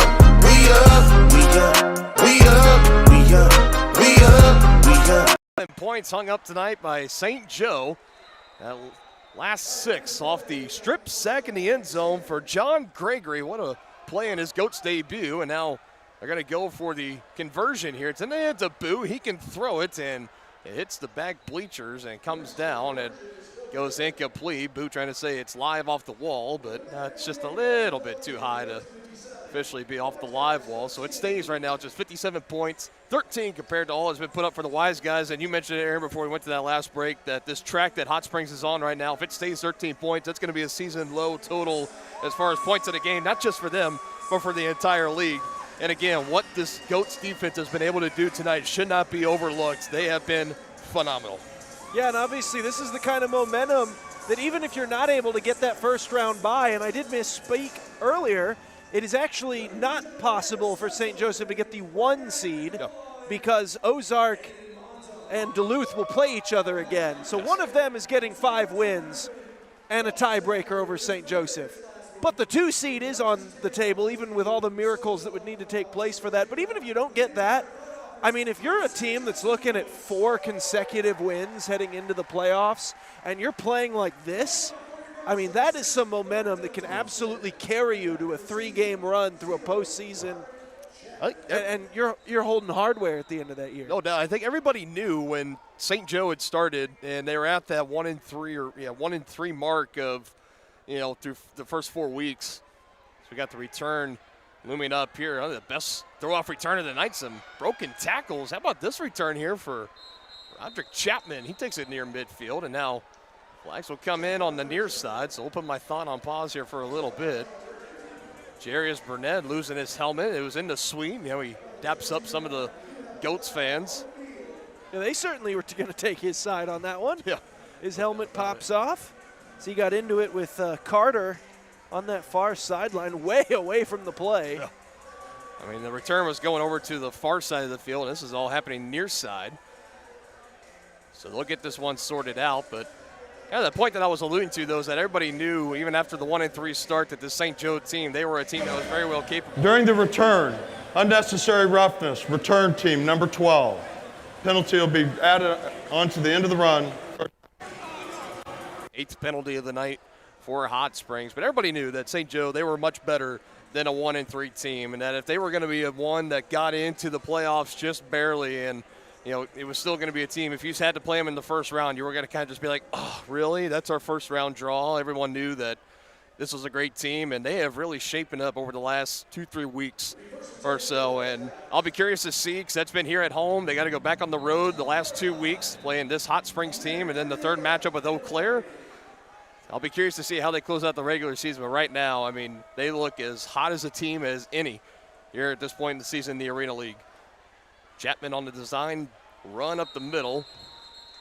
A herd of goats there to wrap him up and drive him backwards. And again, some extra pushing and shoving. The officials trying to keep this game in order. I would definitely, if I was anyone on the coaching staff for St. Joseph right now, in my guys' ears telling them, don't get pulled into it. No doubt. Nobody get disqualified going into next week when we have to play these guys again. Yeah, that's it. Hot Springs, they're going to be hotheads right now. They're down by 1 billion. They're in enemy territory, listening to this crowd. Don't get sucked in. Finish out the game, stay healthy, stay eligible for next week. And let's go earn ourselves a home playoff game. We're just ticking down the final few plays. Again, it's Chapman on the run, and he picks up about 2 or 3. And this is going to be something to keep in mind, too, the way the tempers are flaring at the end of this game. You know they're probably going to pick right up at the start of next week's game. And I would imagine that officiating crew, they're probably going to go to the locker rooms before and be like, hey, fellas, just to let you know, basically kind of like umpires giving out warnings before the game in an MLB game as to we're not going to be throwing at hitters or anything. We're not going to be coming out in this game. We're not going to have the extracurricular pushing and shoving hands into the face, nothing like that. So I'll be curious to see how that works out, as it looks like they're just going to let the rest of this clock run out, and that's going to do it here. Again, the regular season capped off with a bang for St. Joe. Final score, Goats 57, Wiseguys 13. St. Joe finishes. My mind is set, my grind is set, my heart on ice cold. I'm only here to even a score. Whoa. My mind is set, my grind is set, my heart on ice cold. We're down right now, but did it before. Whoa. See from here we going up. Made the call, I shown up. Now the game is sewn up. Say my name is blown up. We up, we up, we up, we up, we up, we up, we up, we up. See from here we go.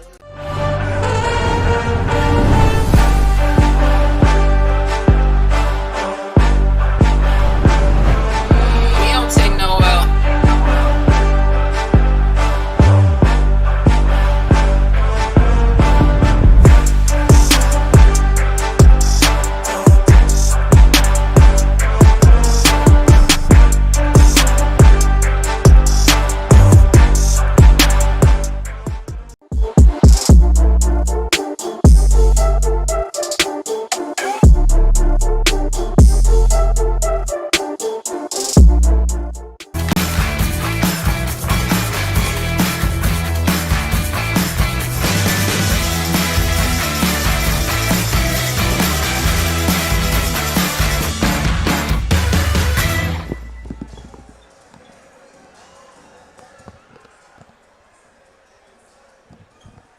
$7-13, a 44-point blowout. Riley Underwood alongside my partner, the PFF guru, Aaron Feely, right here. And it really, I mean, we had 26-13 or to 6 at halftime, excuse me. And it really didn't get any better after that. Pure domination by the Goats today. Yeah, obviously it was a bit of a one-sided affair from the start of it to the end. The athletic advantage was definitely on display for St. Joseph throughout that entire ball game. And we're going to see how that leaks into next week, especially with the tempers flaring up like they did. I think it was kind of miraculous for each of these teams. They were able to get out of this thing without anyone getting disqualified, other than, of course, for a pair of personal fouls that were both unsportsmanlike conducts. But, you know, from a fighting aspect, when you get some of those high tensions in these blowouts, sometimes it gets a little bit chippy there toward the end. But both teams able to keep mostly professional towards the end of it. So we're going to have 2 full-strength units going into next week. Had some injury scares. Both of those ended up being kind of, oh, okay, he's all right, he's fine. And so I think this is going to be really interesting to see how each of these teams responds next week. For Hot Springs, it's a matter of, man, you got your pride hurt here tonight. Can you come back and give yourself that opportunity to stay in the hunt to get a home playoff game? And a lot of these teams, that's big to get that home field advantage through that first round of the playoffs. St. Joseph, they were 1-3 to start the year. They didn't think there was any hope of that. They just were trying to get some momentum back, but now they're in the driver's seat going forward to try to make sure that they secure that home field advantage. They got a game against these Hot Springs Wiseguys next week, then Eau Claire to close out the year. You got an opportunity, if you get some help, first round bye is not off the table just yet either. And coming into this game, Hot Springs was 3-2. St. Joseph was under 500. They were 2-3, so this win is big. Going into next week, they'll be playing on the road in the home-and-home series next week's at Hot Springs. Big game today from quarterback Zach Trujillo. 8 touchdowns, only 1 pick. He was big, the aerial assault. We've seen it all season, and we saw it today. Hot Springs just couldn't slow him down in the secondary. No, and you can't really say that much bad about how the secondary played from a coverage perspective. They weren't blowing assignments. Sometimes you see some confusion in these 7-on-7 type leagues. DBs, they grow up their whole life, little league to high school. So, some of the low-level pros that they get into, it's 11-on-11. You get used to those schemes. So sometimes, you get confused, lost with those crossing patterns in these 7-on-7 leagues.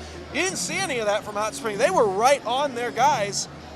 And the guys for St. Joseph were just making insane plays. That'll be another thing to look for next week, is can you keep that rolling? That's something that's really difficult to replicate from an offensive standpoint.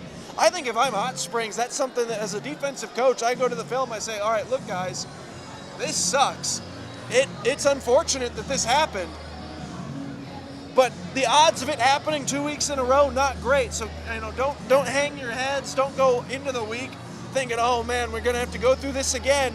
The odds of it happening again are very low, so keep after them, keep playing your assignment, and we're gonna see if our offense can come back next week and play a little better than putting up 13 points on the board. It was a season low across the league offensively. Previously, it was Hot Springs defense holding Eau Claire week 1 to just 24 points. They almost got half of that here tonight. It was St. Joseph's defense that was the story of this game. And if you know anything about Wiseguys head coach Bones Bagante, is that he's not going to want to have this happen again. I'm sure he has some words for his team after this one. And really, when we're going back to Angelo Trujillo, and his aerial weapons, usually it's Boo Smith, the reigning MVP. Well, he only had 1 touchdown through the air today. It was also the other guys, the surrounding pieces that really stepped up. You had number 4, you had number 5, 6, 7. You had, all those guys, Demarius Washington, Ryan Martinez, Lorenzo Thompson, and Otis Odom, they all chipped in. Ryan Martinez, 3 receiving touchdowns. He had an interception on defense as well. That's a guy that can play both ways and a guy that makes an impact. Yeah, Ryan Martinez just really likes the football. That's really all there is to it.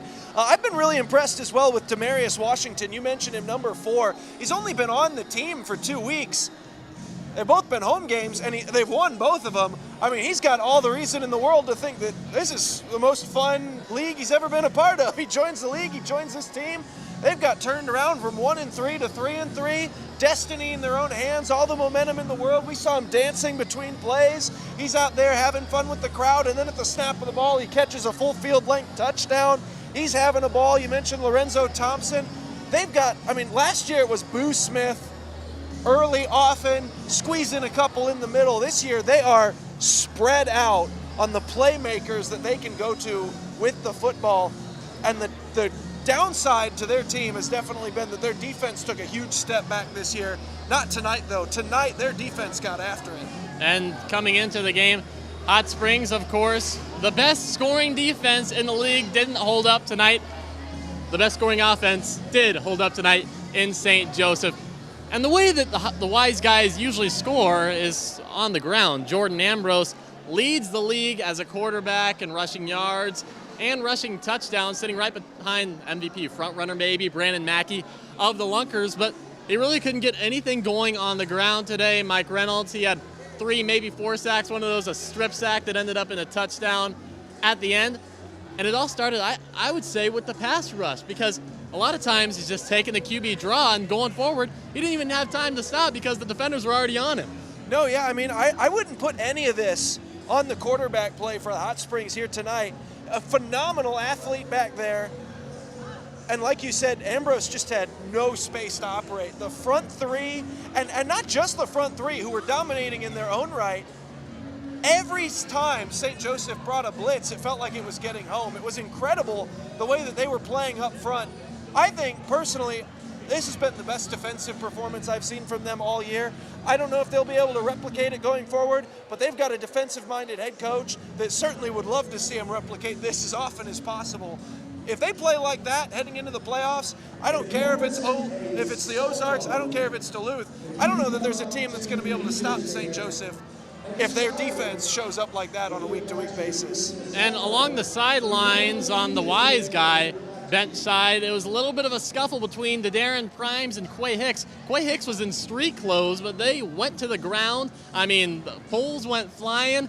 He told me after halftime, they're all good, so no bad blood between them anymore, but really tension's running high. That's what you get when you're used to winning these ball games and you go down 26-6 early at halftime. Yeah, a lot of the specialty that Hot Springs has had this year, they've prided themselves on being a dirty, physical, gritty team. I heard this talked about, the Kansas City Chiefs. A lot of fans around here know that team, and a year ago, the term was, we drag you down to our level and then beat you with experience. That's how Hot Springs normally likes to play. The problem is, they tried to drag St. Joseph down to their level here tonight, and St. Joseph just wasn't having any of it. They beat them at their own game. I don't know if that's going to be something that gets replicated going forward. I think next week is going to have a lot of intrigue based on how this game went down, because I don't know that we're going to see another blowout to this extent, but we are going to see a lot of passion from both of these squads as soon as that first throw-off happens in a week's time. No doubt about that one. If you're Bones Vigante and the Wise Guys, you have one thing to say in that locker room to get them back on track for the next one against the Goats, who just blew you out by 44 points. What are you saying to that team on the road back home? I'd say throw this one away. I mean, that's as much as you can do. I don't know that you're really going to get much from this film, to be honest with you. Like we said, I think they played schematically well. It wasn't a lot of mental errors. It wasn't a lot of mistakes. It was just a lot of, well, dang it. I mean, you just got beat on a number of plays. A lot of 50-50 balls down the field. A lot of just effort plays. The defense, I mean, that's really all they're going to need to really shore up to get this thing competitive. You have to find a way to slow down that pass rush, and it's going to be about communication next week. I understand these three-man protections in an arena league setting. It's difficult to get the pass-offs going from that front, from that offensive line. St. Joseph was just throwing stunt after stunt after stunt at them. They just didn't have an answer, and when the blitzes were coming, backs weren't staying in to block. That's going to be the adjustment that I think we're going to see coming in next week. They're going to look to shore up that pass protection, get plays going down the field, and I think they're going to succeed at it. And we're going to see, once the front is shored up, what kind of game do we have on our hands, and a lot of postseason implication in that game. Next week, these two teams taking on the rematch, this time in Hot Springs. But from here in Missouri, from the St. Joseph Civic Arena, final score, 57-13. Goats take the victory over the Wise Guys by a whopping 44 points. The fans were loving it. Angelo Trujillo was loving it. 8 passing touchdowns for the QB wearing number 2 in blue. For Aaron Feely, for me, Riley Underwood, thank you for joining us. Have a blessed night.